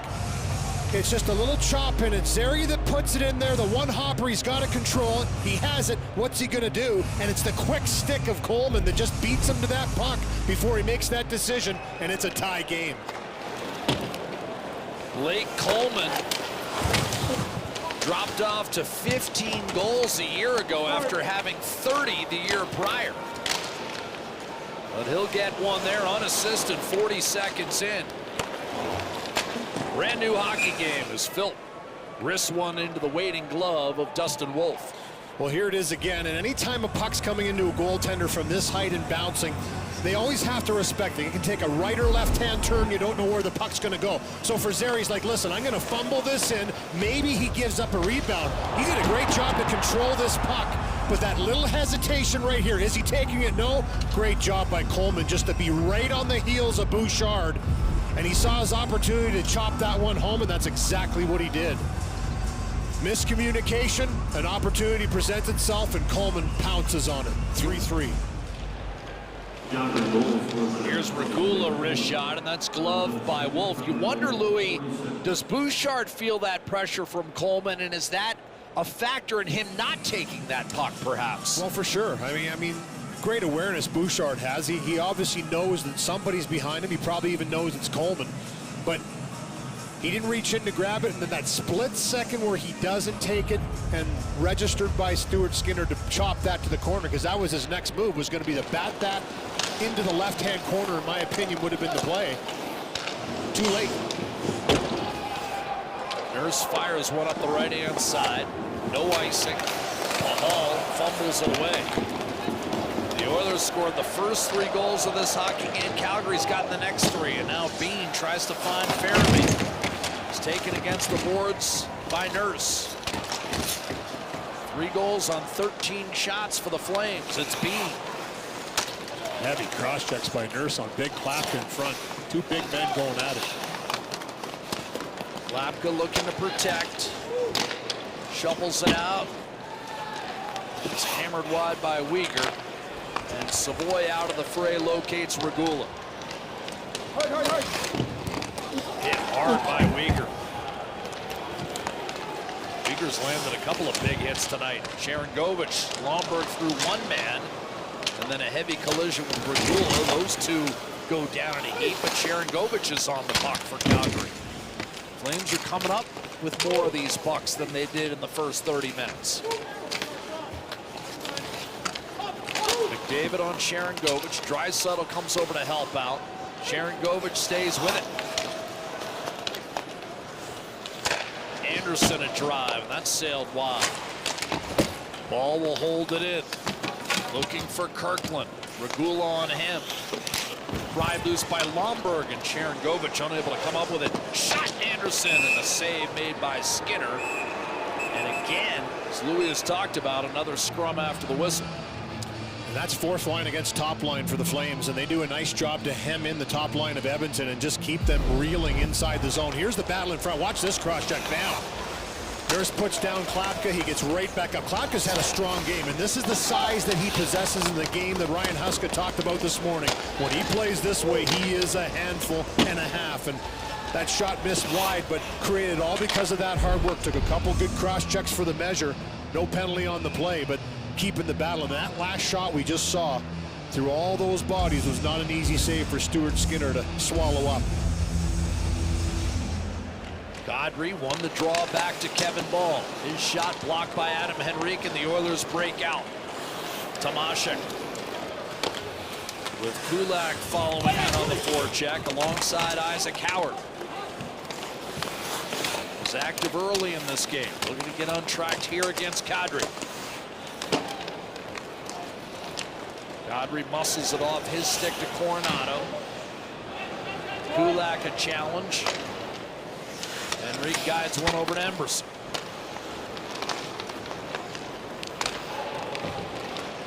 Enrique to Tomashik. A nervous hush. Kind of reverberating. A hush is possible to reverberate through this building right now.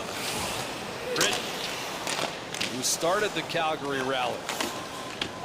Banked one in off Noah Filth. Michael Backlund. Uyghur. Backlund in pursuit. Regula. Hard check from Nurse. Shook it free. And a clear by Podkolzin. And that ended up out of play. Tylenol Complete relieves cold, cough, and flu symptoms. Get relief like a pro with Tylenol, the official cold relief partner of the NHL. Well, Jack, we talked about it earlier in the game. For Ryan Husky, he felt that they needed to reestablish what they had gained last year as an identity for their team. And, you know, they did a lot of great things. Missed the playoffs in a tie-break versus the St. Louis Blues. They finished 9th in the Western Conference, and it left a mark. They come into this season, and he said, we can't just come into the season and think we're just going to carry over. We have to go out, we have to fight, and we have to reestablish what we gained last year. And I think it's safe to say, after being down in this game, they've chiseled their way back, and it's been from hard work, grit, a couple bounces. Yeah, say it that way when you create your bounces with your work, and they've done that. All last year, they were a team that didn't go away. Right till the end, they fought to try and make the playoffs, and they fought all the way through this game and now have a tie game. And inside the division, Louis, they were excellent. They had the fewest regulation losses inside the division. Only dropped 4 games in regulation in Pacific Division play. The problem was they went 5-12 in 3-on-3 overtime games, and that cost them a playoff spot for the second time in 3 years. We got a penalty coming against Edmonton. Ryan Nugent-Hopkins on Michael Backlund. So a delayed penalty, and here's a chance for Kadri sliding it above the blue paint, tracked by Frost. Savoy on him. Delayed penalty. Zary feeds ball. Wrist shot save. Skinner rebound available for just a moment. And Coleman could not poke that one home, but his game-tying goal has now set Calgary up with a chance to take the lead. Nugent-Hopkins to the box for a hook. What a difference. Calgary's finding ways to spend more time in the offensive zone. Nice job by Backlund here to protect him. There's the reach in, a little bit too far by Ryan Nugent-Hopkins. 2 veteran players going at it there, 2 longest tenured guys on their respective teams. And this one by Ball with Coleman in front, tries to get a piece of it. Swallowed up by Stuart Skinner, but an opportunity on the power play. 1 for 2 so far, the Flames in this game. Opportunity to take their first lead. Zary got a power play goal in the second, as again the Flames scored 2 goals in 2 minutes to bring it from 3-0 to 3-2. And then Coleman tied it off the miscue between Skinner and Bouchard. And now the Flames in search of their first lead. Playing without Huberdeau and Pospisil, remember. Edmonton without Zach Hyman and Jake Woolman. Cross-seamer broken up. Bouchard had a shorthanded option available in the form of Draisaitl. Couldn't get it to him. Draisaitl, McDavid out there, though. And Draisaitl forces a turnover. Here's McDavid. Joined by Bouchard. Conservatively, just chip it behind the Calgary net. Draisaitl using that big body to protect and eventually nudge one out in front of the net where it's grabbed by Coronado, who takes a peek behind him. He wanted to know where Draisaitl was. Is he there? Can't say I blame him. Kadri. Uyghur gets it back. Sets up Kadri. A 3rd time. Uyghur a 1-timer. Took something off it to get it on net. Save made by Skinner. Emberson did not get it out. Kulak will try. Swallowed up initially, and then Emberson's second effort. What a play by Kadri to hold the line. Chipped toward the net by Farabee. Emberson again does not get it out. Uyghur. Farabee. Edmonton's living on the edge right now, Louis. Emberson again afforded an opportunity to clear, and this time he'll make certain of it. Yeah, a couple failed clears, and anytime that puck doesn't get out, every time it happens, I think exponentially the percentage goes up. There's going to be a high-quality chance against, but they battle, they stay with it, and eventually Emberson takes that split second and makes sure it goes down 200 feet. Ekholm does the same, and that'll drain the Calgary power play time down to 15 seconds. Nugent Hopkins, a three-point night, set to come out of the box in 10. Zary bangs it in deep. Klapka digging in, unable to hold the zone. Was Gritton. Takes a pass from Anderson. Flames a bit of a wasted opportunity there. They don't even get a shot on net. Oilers will be guilty of an icing call with 7 minutes having elapsed in this third period, but mark that one down as Calgary does not get a shot. Game tied at 3.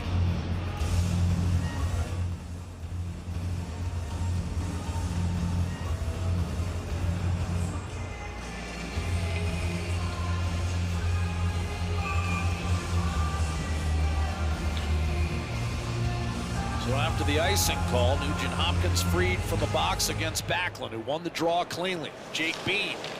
Coleman from distance redirected over the net by Backlund. Ekholm to Matthew Savoy, and he safely clears inside the line. Mahal with Frederick bearing down on him. Bean up to Backlund. Staggered back to center. Shot back in by Tomashek. Wolf play up the middle for Backlund. Lomberg did not get it out. Tomashek shovels it down low. Bean cuts it off against Howard, but doesn't get it out. Nurse's shot deflected off Tomashek right to Bean. Mahal up the left-hand side, and Coleman steers back to the red. Nurse up the gut looking for Howard. Tomashek. Heavy collision with Coleman. Now Lomberg jawing at him a bit. Tossed in by Kadri. Dozen minutes to play. Season opener for both clubs. Calgary will be in Vancouver tomorrow night and then play a Saturday matinee against the St. Louis Blues. So it's 3 games in 66 hours for the Flames. Kadri driving in. Feeding ball up top. Louis and I will have Edmonton, Vancouver for you on Hockey Night in Canada. 8 o'clock Mountain Saturday night. That's the Oilers' next game. Kapanen had a poke checked away by Ball. Lifted back in by Emerson. And now, Louis, we're seeing what we saw in the first 7 or 8 minutes with both teams making certain not to make an egregious mistake. Tightened up once again. Klapka couldn't get going. McDavid will. Weegar back. McDavid trying to find Draisaitl, and again, just that pressure of the top line creates a penalty. Draisaitl flooding the slot. Calgary a stick infraction at 8:52 of the third period, and for the second time tonight, it'll be Klapka going to the box.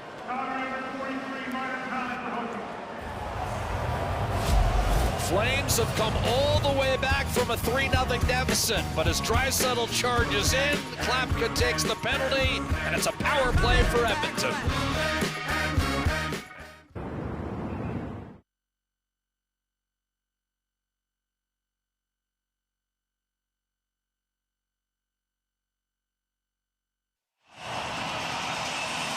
Scotiabank Wednesday night hockey, the Battle of Alberta. Oilers raced out to a 3-0 lead. Calgary clawed its way back into a tie, Louis, and appeared to have the Oilers on the ropes. But did the Flames lose some momentum on that power play? Maybe a little. You know, it's a confidence booster for Edmonton, too, and now they're on the power play, and they're 2 for 2 in this game already with 3 shots on net. And you just got a feeling that they know what they're doing out there right now. This is a power play that dropped off last year. They were 12th in the National Hockey League. They want to be better. Opportunity to take the lead once again here for them, so you know they're going to be looking for that quick strike. Paul McFarland, the orchestrator of the Oilers power play, new assistant coach for Edmonton, coached in Calgary last year. He was the head coach of the Hitmen. Coleman against Draisaitl on the draw. Tomashek and McDavid in the slot. Draisaitl with a clean win, but now we're going to have a warning here. Draisaitl chased out of the circle. Stop me, Louis, if I've said that before. And it will be McDavid against Coleman. Won it cleanly back to Bouchard. Nugent Hopkins. McDavid, Bouchard, shot blocked. Tough block made by Coleman, and here comes Michael Backlund short-handed. And McDavid streaked over and made the steal like he was just standing there. Dropped it off Nugent Hopkins, loads and fires, save Wolf. And he'll squeeze it. Was that ever a good save? Long look here by Ryan Nugent-Hopkins. He picked his spot exactly where he wanted to shoot this. Here's the quick strike right off the play. It's a good block by Coleman, who's had another strong game. Just puts his body in harm's way. Good steal by McDavid to quickly transition the puck back. And you're going to see Nugent-Hopkins with a center drive walk right in and pick the spot. And Wolf gets a big enough chunk to knock it down and make the save. Kirkland against Draisaitl. Quits himself fairly well on that draw, but Edmonton controls, and it's Bouchard shooting and had it blocked. Draisaitl able to came up with the rebound, and then Kirkland stumbled momentarily. McDavid. Draisaitl. McDavid.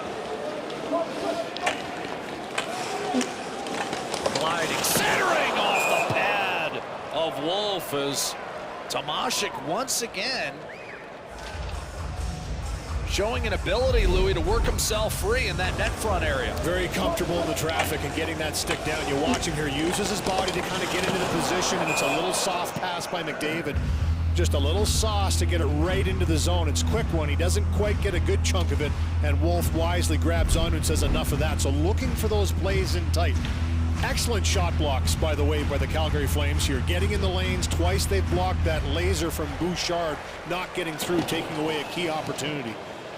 And then a key face-off win, and a clear from Joel Hanley chases Bouchard back. About halfway through this Edmonton power play, here's Draisaitl churning the legs with Tomasik on the right-hand side. Finds McDavid over to Nugent Hopkins, fired off the right shoulder of Wolf, and a rebound cleared. Great play by Weegar, who was off balance. Skinner to leave it for Bouchard. Halfway through the third period, Oilers' 3-0 lead is gone. Now 3-3 as McDavid streaks in. Drops it off. Draisaitl. Bouchard. McDavid. Bouchard steps in. Draisaitl. Bouchard under control. Nugent Hopkins trying to give it back to him. A bit of a miscommunication there. And that'll send off Nugent Hopkins, Tomasik, and grudgingly Draisaitl. McDavid stays on for one last rush. 10 seconds on the minor to Klapka. Finding Nurse, McDavid, a shot off the stick of Wolf, high off the plexi. Stayed within the playing surface, and Coleman won a battle and ripped it down the left-hand side. The Flames with a key kill to keep it tied. 9 minutes to go. Ekholm drills one up the left-hand side. Savoy got a piece. Wolf could not sneak it through Henrique, who then tried to center. Frederick the intended target. Nurse couldn't get there in time. Coronado with a clear. Now a hard pass to Kadri, funneled back toward the Edmonton net. Kulak off balance. Stayed with it and forced it up. The Kasperi Kapanen stayed on side. Flames able to bank it off the boards, force Kulak back for a second time, and now Bean got his stick in the passing lane and deflected it into the Calgary bench. We are tied at 3. Stuart Skinner has the equalizer poked home by Coleman.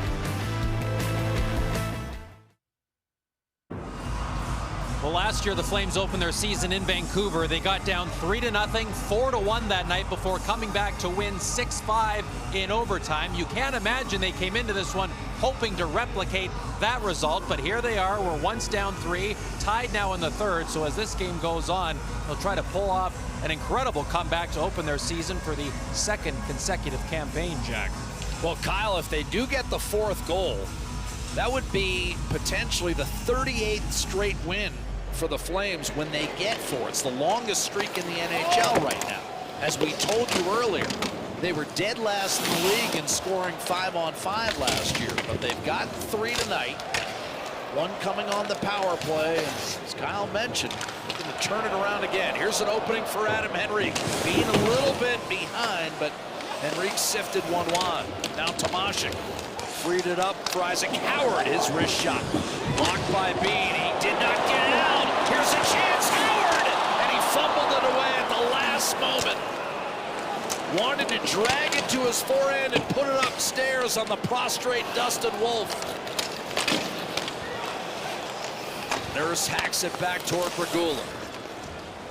Tomášek will dump it in, but Howard has been noticeable the last couple shifts, Louis. I agree. A little urgency now that the game is tied too. You get your opportunities. They settled into a little bit of a flow game. Now when you get your opportunities, you have to try and get on that forecheck and turn pucks over. Grid into Anderson. He promptly turns it over, and Ekholm creates now. Draisaitl and Mangiapane offside on the right side. Andrew Mangiapane earlier in this game, the 11th NHL player to score in both Oiler and Flames unis. Here's that wrister from far that is handled by Beam, but it's the dig out by Tomášek that's there. And right here, good patience and poise shown by Isaac Howard, the youngster in his first NHL game, but just delays a little bit, can't get the handle at the end for the chance. Good positional play on that last little sequence by Coronado, the forward, just to be right on the line and deny the entry of Draisaitl. Create the offside. And Howard definitely was looking upstairs, Louis, on that chance. Just couldn't get it cleanly on his stick. Flames right back to work in the offensive zone, and that shot finds its way through from Weegar. Skinner able to make the save, his 14th of the night. But again, you like that poise, right? You like poise of young players that come in, and then, you know, the tendency is to get that chance and just immediately take the shot. You're not thinking of keep moving, keep stick handling, look for a better opportunity. But we've seen it a few times from youngsters in this game. Gridden with his first goal has had some real nice plays. Got a little bit lucky on his goal, but you create that luck, and Isaac Howard right there, we just talked about it. In his first game, doesn't look out of place when he has that puck on his stick. He can do wonderful things.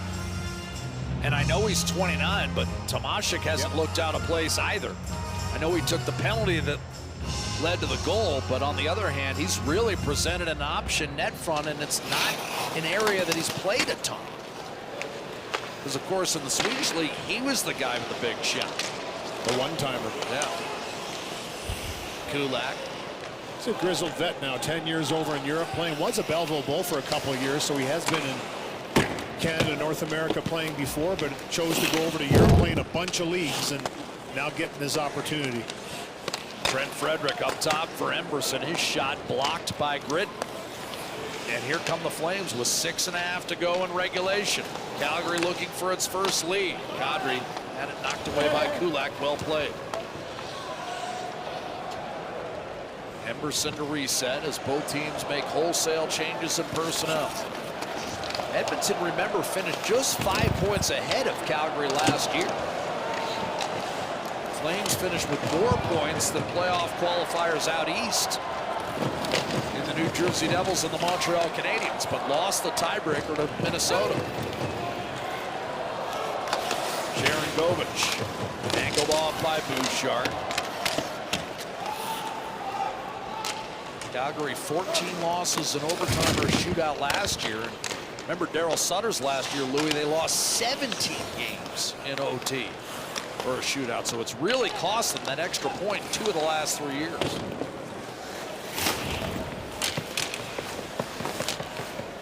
Weegar engaged in the corner with Mangiapane.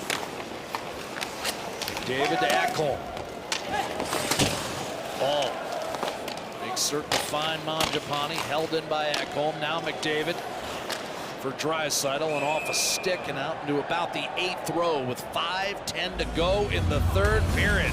The Battle of Alberta has indeed been exactly that on Scotiabank Wednesday Night Hockey.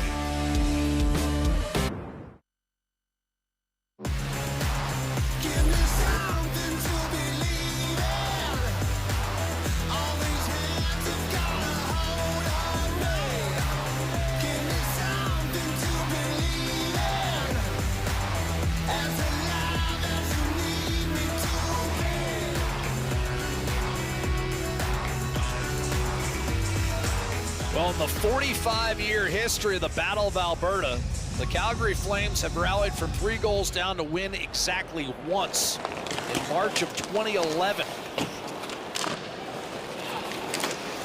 So we could be looking at a slice of history here as Backlund attacks with a wrist shot that's blocked by Nurse. Oilers led 3-0 through 32 minutes. Calgary's fought its way back. And now the game hanging in the balance with 4 3/4 minutes left in regulation. Wristed in deep by Adam Henrique. Wolf reverses to Weegar, who turned it over. Henrique to Tomashik. Kulak a drive. That pinball loose for a moment. Tomashik. Shot Nurse. Save Wolf.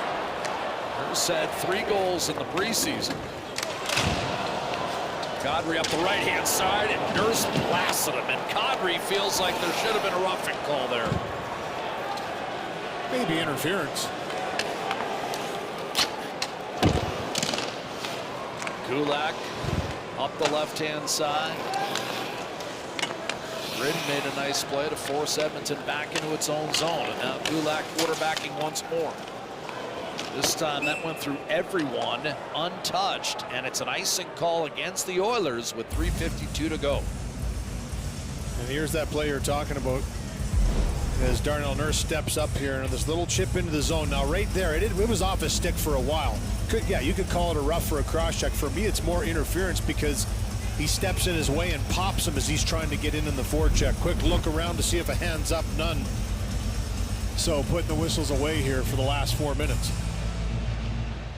Kadri with the sole assist tonight. This shot from distance and a save made by Skinner against Pahal, and now Podkolzin. Cut off by Sharon Govich. Pahal headmans the puck for Farabee. Bouchard defended that well. And then Podkolzin raked it free, allowing Kapanen a chance to wedge that back to center. Rifled back in by Bean. Played by Skinner over to Ekholm, on to McDavid. He'll send it in from the red line. Podkolzin barrels in on the forecheck. Wolf a tricky pass. Bouchard stepped up and maintained for Edmonton.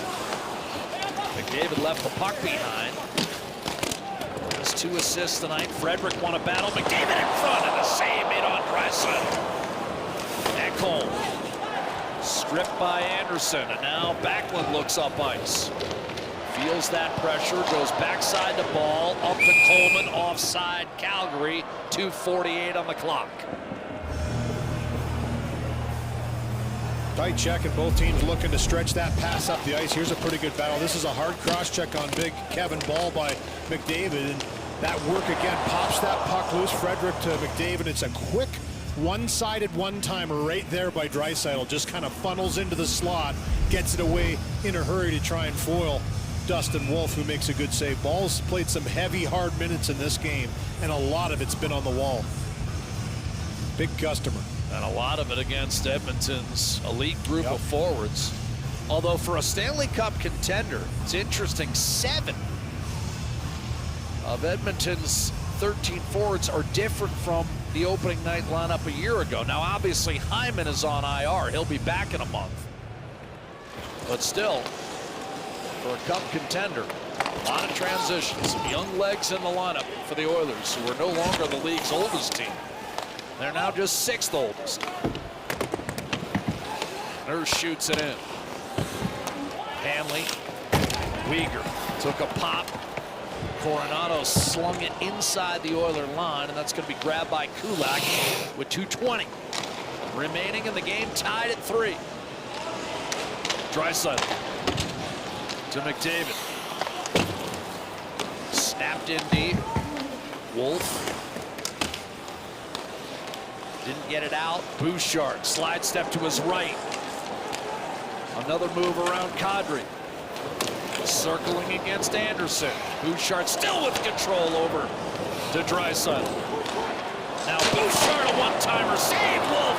Rebound available. Wolf another stop on McDavid, and then Draisaitl had one blocked. Calgary flailing right now. Ekholm gets it back from Draisaitl. A drive, and that was blocked in front. A trip coming against Frederick. Took the legs out from underneath Rasmus Anderson, and now Louis with 1:37 to go. Calgary will get a power play trying to win it. On their heels, and now with an opportunity to take the lead late in this 3rd period. And look at the huffing and puffing from Dustin Wolf there. This puck was up for grabs a few times. It's the one-timer, The first one we've seen from Bouchard that gets through, and this puck scrambled around, and eventually, from the hard work of Frederic, pops to McDavid. And if you watch Wolf, he's got to watch it the whole way to get across and make it. Trying to fish this puck out of Anderson's feet, takes him down. Tripping's going to be the call. Look to the sky usually is the signal. Oh no, probably shouldn't have dug in there that far. And credit Anderson for getting his body in that position over the puck once again. Power play for the Flames. And keeping the feet moving in that sequence. Yep. Skates were active. Face-off won by Frost. Here's Weegar. Dishing off Coronado. Wrist shot missed. Rebound Kadri. And now Henrique ambles over, makes the play. Length of the ice clear. We're down to 1:20 left in regulation. Kadri was calling for that puck early when the Flames immediately won the draw and never got it. Coronado hits the line with speed to Farabee. Played back to Weegar by Frost. Morgan Frost trying to go in front of backhander, snatch out of midair. Skinner the save on Coronado. Yeah, and he does a good job to get this backhand away. And it was fighting through his stick, so sometimes it's a slingshot effect on the backhand when that happens, and it comes off quickly. Pass was just a little off. I think that was looking backdoor for Kadri, but Coronado's the one that digs it out and just kind of chops it towards the net, glove hand high, and flash in the leather is Stuart Skinner. It's going to be a timeout, I believe, for Calgary and head coach Ryan Huska. And again, that's McDavid and Draisaitl coming over the boards on the PK, so maybe dual awareness here, Louis. Set up a play on the power play to be sure, but remind everyone who's on the ice for the PK. Well, it certainly has that effect, and you have to be more precise with your passes, because if you're not, you're going to get exposed with both of those guys on the ice, because you know they're looking for it. They're looking to try and pick it off. I like this timeout, though. Go over a power play, try and figure something out with a minute left on the clock. And for the Oilers, just trying to shut it down. But at the same time, as you mentioned, with Draisaitl, McDavid on the ice, it just adds that intangible that if you're not clean with your passes and they do pick it off, they're gone. Cale McLean, architect of the Calgary power play. So you get a look at head coach Ryan Huska in his third year. Dave Lowry has joined the Calgary staff. And now with a minute to go, we've got Draisaitl against Morgan Frost. Draisaitl powers his way, nearly grabbing possession of that puck, still grappling with Frost, and that ultimately allowed Regula to clear. Flames in full retreat. Weegar up to Kadri. David Draisaitl, Nurse, Regula. Frost and Farabee in from the left-hand side. On the right side, Coronado and Kadri. Weegar stationed at the point. Here comes Draisaitl with the puck. Edmonton, a late developing 3-on-2, maybe. Draisaitl to McDavid! And just slithered off the heel of his stick. 20 seconds remaining. McDavid wants a change. Calgary, an errant pass. That's icing against the Flames. And now with 16 seconds to go. And that's a prime example of it right there. Puck turns over off the race. You know McDavid's driving this one through, and a beautiful backhand pass by Draisaitl here to thread it through. Gets a little tick by Farabee, and that's probably what saved an even better opportunity. All McDavid can do is try and take a swipe at that one on the one bounce, the one hop. Off the draw, Nugent Hopkins. Weegar raised his right arm and actually opened a path for that pass, and here's a shot. Whistled wide by Nugent Hopkins with 10 seconds remaining. That could have won it right there. Frost under duress from Adam Henrique. Flames won't get a shot away. They'll begin the overtime with 23 seconds of power play time still remaining. 60 minutes complete, 3-3. And Nugent Hopkins still shaking his head coming back to the bench after that chance. He's had a strong game. And this one comes out to him right here. A beautiful little feed by Henrique through traffic. And for Nugent Hopkins, he's really tried to bring pucks to the net. He is not hesitating to get that wicked release off, and just misses it wide, trying to go up over top of the right pad under the blocker of Dustin Wolf. This overtime brought to you by Subway. Try 6-inch classics, now available in centimeters. 5 measurably more Canadian classics for $5.99 each.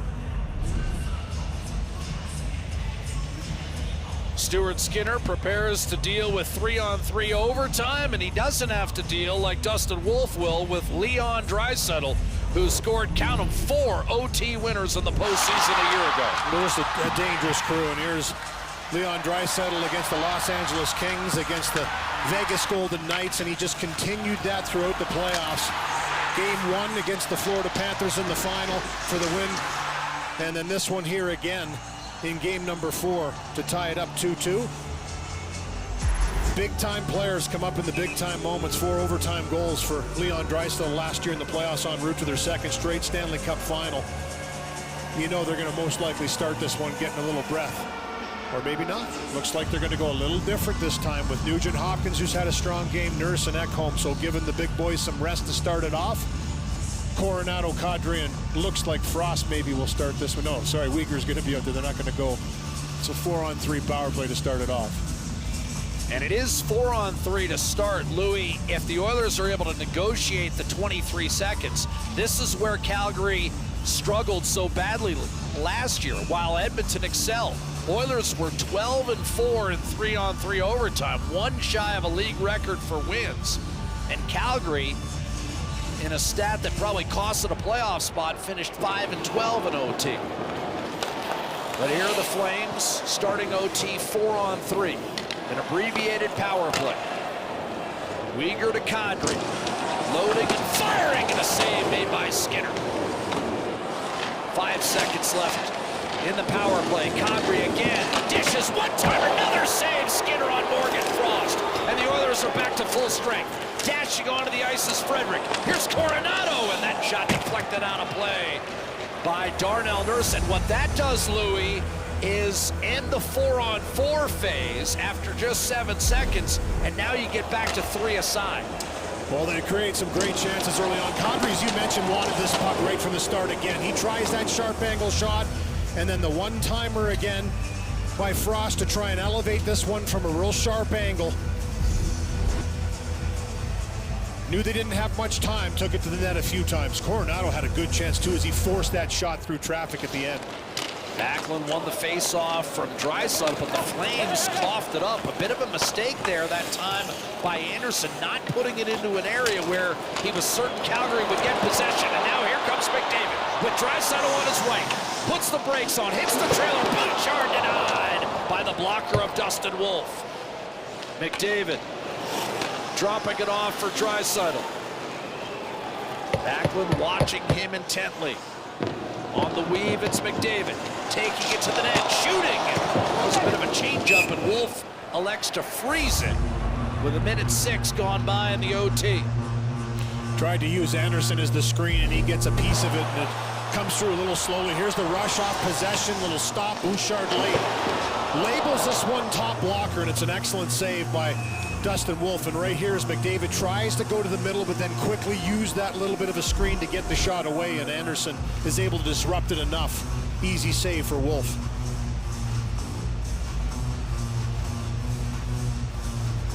So Nugent Hopkins lining up against Kadri.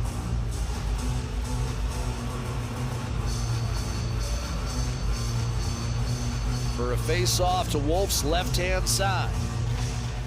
Flames looking to complete the comeback from 3-0 down with 28 minutes to go. Here's Kadri. Nurse watching him closely. Kadri's had some overtime heroics in his career against Edmonton previously, both in Colorado and in Toronto. This time just drops it off for Coronado, who's going to have to wait for Kadri to get back on side, which he eventually does. And now ahead for Coronado. Uyghur cuts to his right. No shot yet. Spun it over to Coronado, and he'll change. Anderson hops onto the ice as Coronado and Kadri both come off. Replaced by Frost and the rookie Gridden. Here's Morgan Frost. Gridden Trying to center for Anderson. Intercepted by Nugent Hopkins. Lead pass just out of the reach of Nurse. Wolf will allow Nurse to plow his way into the corner. Won a battle to McDavid, and now the Oilers have McDavid and Draisaitl out in the attack zone. Joined by Bouchard. Off the bench and in possession of the puck. Circling, centering, and that went off the skate of Frost, but Draisaitl has it. Kicks it back for Bouchard. Takes it to the hole. Bouchard for the win! Can't finish. McDavid. Spinning, tracked by Anderson. Now finds Draisaitl. Backhand denied by Wolf. Rebound. Cattled over for Gridden. And the 19-year-old on to Anderson. Lead pass. Too far for Gridden. Skinner's going to make a play on it. Got it to Draisaitl. Over the line. Bouchard couldn't make the drop-off. And now Gridden in his NHL debut to win it. Wrist shot missed. Rebound comes off the boards. Draisaitl nearly had his pocket picked. Weegar coughed it up at center, but Gridden at the very end, Louis able to keep it alive. What poise. Here's Weegar. And he had it poke checked off. And now McDavid plowing his way through. Weegar will be called for a holding penalty. And he smashed his stick on the glass. He is irate with this call. You don't need to read lips, just read body language. He is irate with this. He just got a 10. Yeah.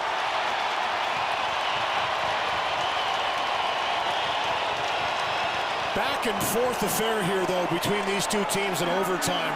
Tight checking, backtracking, rubbing his racing, and they were letting some things go, in my opinion. I thought Bouchard here going to the net, he felt he got slashed. That's 2 slashes up high. I mean, that was a call all day last year, but 2 of them up by the hand don't get called, letting them play. Here's a good chance on the backhand side. Gridden, who's had a real strong game, tries to go just over the pad under the glove, and a good save by Stuart Skinner, but it's because of the right hand. Both of them are reaching, though, and I think that's what Weegar is arguing, is that he reached in with the right, McDavid reached in with the left, but because he was behind him, I think that's why he got called.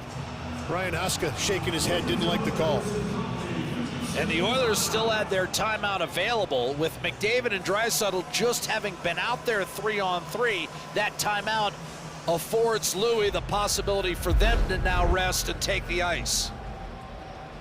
And that's what I was talking about. I mean, you don't often see, especially a veteran, react like that to a penalty call. Well, he knows with 1:29 on the clock that this game's over one way or the other. It's either going to be run out or a goal's going to be scored either way. He's not getting out of the box in that period of time. So if you're going to take that 10-minute misconduct, might be the time. But I also think there was genuine anger there, Louis. Absolutely. I think Weegar thought he got a raw deal. And for Brian Pochmary, he can't let a player show him up like that right in front of him, slamming the glass and making that scene. So he got what he was looking for, and he wanted to prove his point that he didn't like the call, and he did. Now, Tomashik's out there as a right-handed shot instead of Nugent Hopkins in this power play grouping, the 4-on-3. You might think it would be automatic that Nugent Hopkins would be out there, but it's McDavid, Draisaitl, Tomashik, and Bouchard. And the Flames come up with a face-off win, and ball length of the ice clear. So the Oilers kill a Calgary power play late in regulation, carry over into OT, and now the Flames will look to do the same and create the need for a shootout. Here's McDavid hitting Bouchard. Of course, Edmonton looking to end it. Bouchard, McDavid, Draisaitl, shoots. Flipped off pads, eluded McDavid, and with a minute to go in the overtime, Edmonton must reload, and McDavid lost the handle on a pass over to Draisaitl. Ball picked it off and cleared. Tomashik will lead the rush, up with McDavid. Cross ice to Draisaitl, already with a power play goal tonight. Here's Bouchard, McDavid in front, Tomashik, a backhander denied, point blank, Dustin Wolf. Rebound, Anderson attempts to clear, can't get it done. Bouchard with 25 seconds now. Wrist shot deflected up and out of play. Battle of Alberta season opener, Louis, and it is not disappointed. No, it looked like it was going to be a runaway by Edmonton, up 3-0, but the Flames claw back the tide. This overtime's had lots of chances. Some confidence shown here in the backhand side by Tomashik. He's the one that sent that across in the power play to Draisaitl earlier, so maybe he thought Wolf would bite good stick in the lane to deflect that one up over top of the glass. Now Nugent Hopkins comes on to replace Tomashik for the final 23 seconds of overtime. Draisaitl moved out of the circle. It'll be McDavid against Backlund, the two captains, for potentially the last face-off of this hockey game. And Backlund won it. Anderson hit the referee. What a break for the Oilers. Went right to Nugent Hopkins. That likely would have exited the zone. Instead, it's McDavid to Bouchard. Shoots a save. Made. And the rebound, Nugent Hopkins. Over to Draisaitl. 7 seconds to play. Here's McDavid. Bouchard, a one-timer off the outside of the post. Rebound, Bouchard crosses. And Draisaitl had it go off the heel of his stick at the horn. 65 minutes have been played, and we have settled nothing. And nothing's been easy in this game, it seems. First game, get the kinks out. Lots of funny hops, bounces. Entertaining. And this one here by Anderson, as you mentioned, goes off the official, keeps it alive, and there's still lots of time on this clock to set up this chance right here. First one by Bouchard denied, and then there was another opportunity as well. And it's the one-timer by Bouchard, just a little bit wide. Wolf was there. What a poise that is. Look at that pose by him to get across in the stretch from left to right. Didn't need to go as far as he thought, but he was there. Stuart Skinner, 3-4 career in shootouts. Dustin Wolf, of course, coming off that brilliant rookie campaign. And he's going to get a look at the likes of McDavid, Draisaitl, and Nugent Hopkins, one would think. He's won 3 of the 4 shootouts that he's played.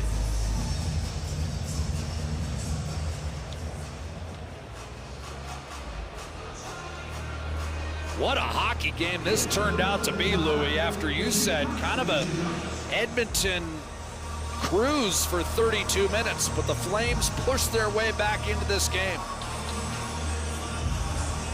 It's fight, right?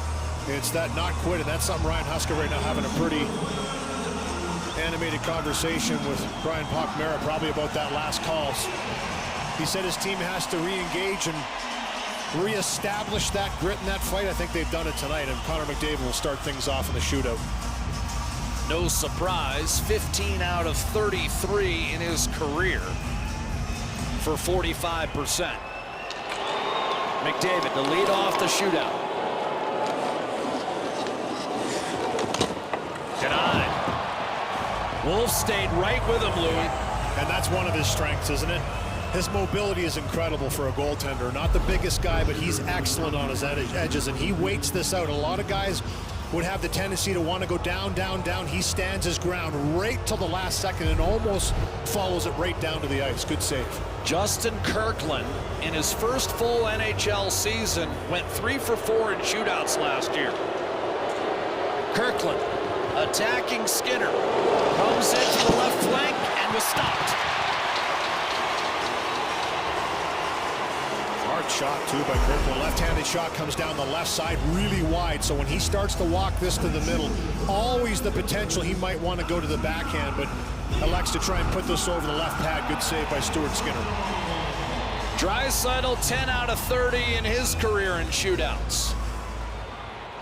First round, no blood drawn. Here's Draisaitl in the shootout against Wolf. Scores!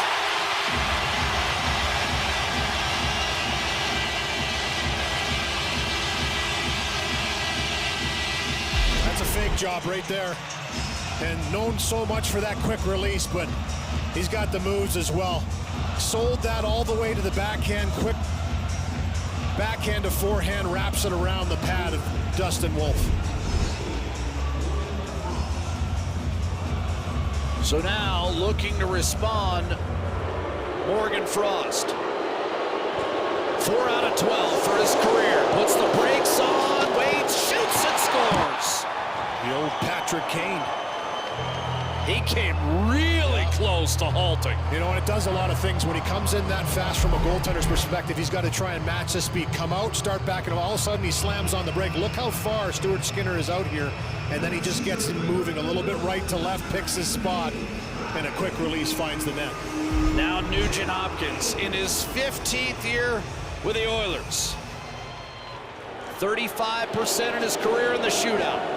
Walks in, shoots! And Wolf is there to make the save. And now the Flames can win it. And they're going to go with Rasmus Andersson. Good save by Wolf again to just wait and be patient, waiting for that release of Nugent Hopkins, looking for that tough shot over the right pad under the blocker. Andersson, a D-man, 4 of 8 for his career in shootouts to win it for the Calgary Flames and complete the comeback. Andersson stopped, tried to go 5-hole, and Skinner holds sway. Yeah, I'll tell you, that's a really good move too, and you know that from Stuart Skinner's perspective here again, he thinks he's going to shoot this puck. He closes the 5-hole, it opens up a bit, and that's exactly when Andersson tries to sift it through. Good save. And now David Tomášek.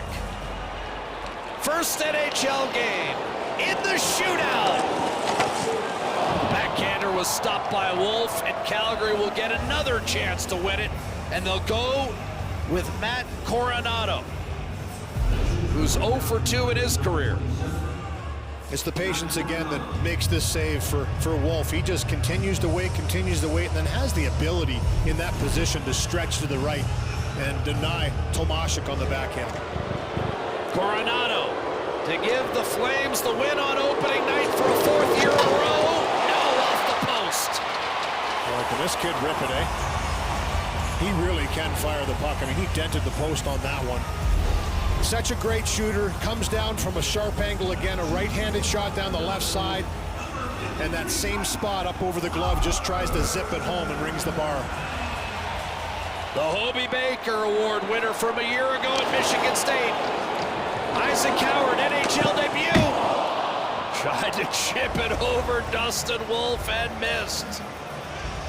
Doesn't look great when you miss, but it's such a good move under poise for Howard. If he puts this on the net, I'll tell you. Tries to come to the forehand and just put it back against the grain. They don't know each other, so he's never seen him on a breakaway. Now Gritton, the 19-year-old, in his NHL debut to win it for Calgary. No! You had to figure he was going to be in the shootout. Right, he's had some great chances, scored his first NHL goal in this game. And he comes in again, everybody that sharp angle to try and get a goal to move, open up the 5-hole, and he tries to thread this one through. Good save, Stuart Skinner. Matt Savoy to put Edmonton ahead. Savoy stopped. And again, Louis, Wolf showing off that lateral movement. And that flexibility. It's incredible how he can go left to right and still have the ability to get that pad flat on the ice. This is a good move by Savoy. He fakes, so look at that. So Wolf bites on the backhand as it comes back to the forehand. Does a great job to get back across. Sharangovich, 7 out of 15 in his career, nearly 50% to win it for the Flames. Sharangovich off the other post. Coronado kissed the right goal post, and that one whistled off the left pipe. It's a game of millimeters. Sharangovich again, just looking at his spot the whole time. He's thinking shot. Evan Bouchard, his first career shootout attempt, Louis. Bouchard, in on Wolf, stopped.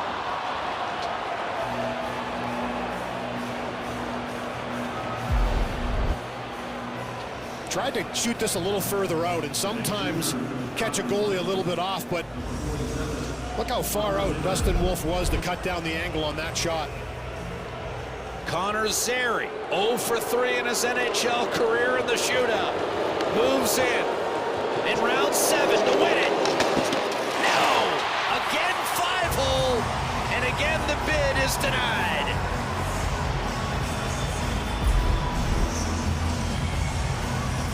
Trying to get a move him once again, comes to the middle, backhand, forehand, tries to slip this 5-hole. Good stick down on the ice by Stuart Skinner. Tendency a lot is to have that toe up in the air, heel on the ice, but he has the full thing down to make the save. Kapanen 0 for 5 in the shootout in his career. A lot of speed. No, they're going to wave it off. They're going to say bar. And I think from the reaction to Kapanen, he doesn't think it went in. The fans thought it did. But he gets this away quick, and again, this is from distance hash marks. He just flicks it past the glove. You can see the reaction of Wolf. He hadn't even moved, really, and rings the bar. Boy, I've seen a lot of posts and bars in this shootout.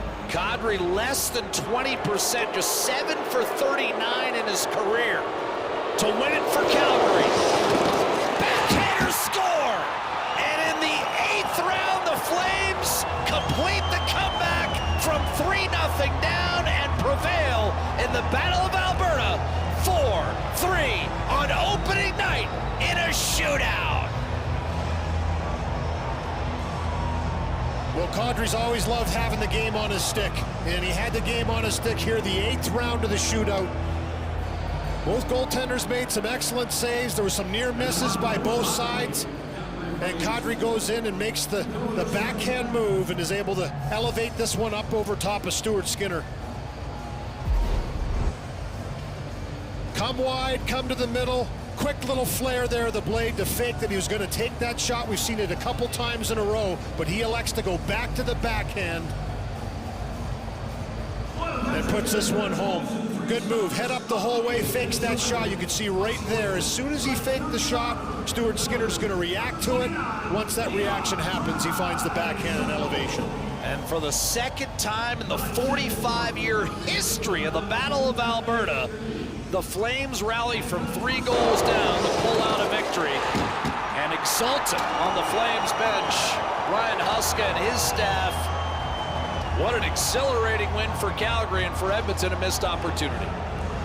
Just like they did last year in the first game, coming back, as you heard Kyle mention, against the Vancouver Canucks, down 4-1 to win that one 5-4 in overtime. They clawed back from 3-0 in this game to win it in the shootout 4-3. So stick with it, stay around. I think it's safe to say for Ryan Husky, said we have to go out there and reestablish that fight in our game. They did it through more than 65 minutes in this one. And they did it a year ago, coming just 20 seconds away from a playoff berth. Scotiabank Wednesday night hockey, what a beauty. Edmonton building a 3-0 lead behind a goal and 2 assists from Ryan Nugent-Hopkins, but Calgary 2 in the second, and the game-tying goal in the third. They win it on a Kadri shootout winner. Next up, Sportsnet Central, presented by KFC with Canada Vodka. The final score, Calgary 4, Edmonton 3. For Louie and Kyle, I'm Jack. Ladies and gentlemen, the pleasure was all ours.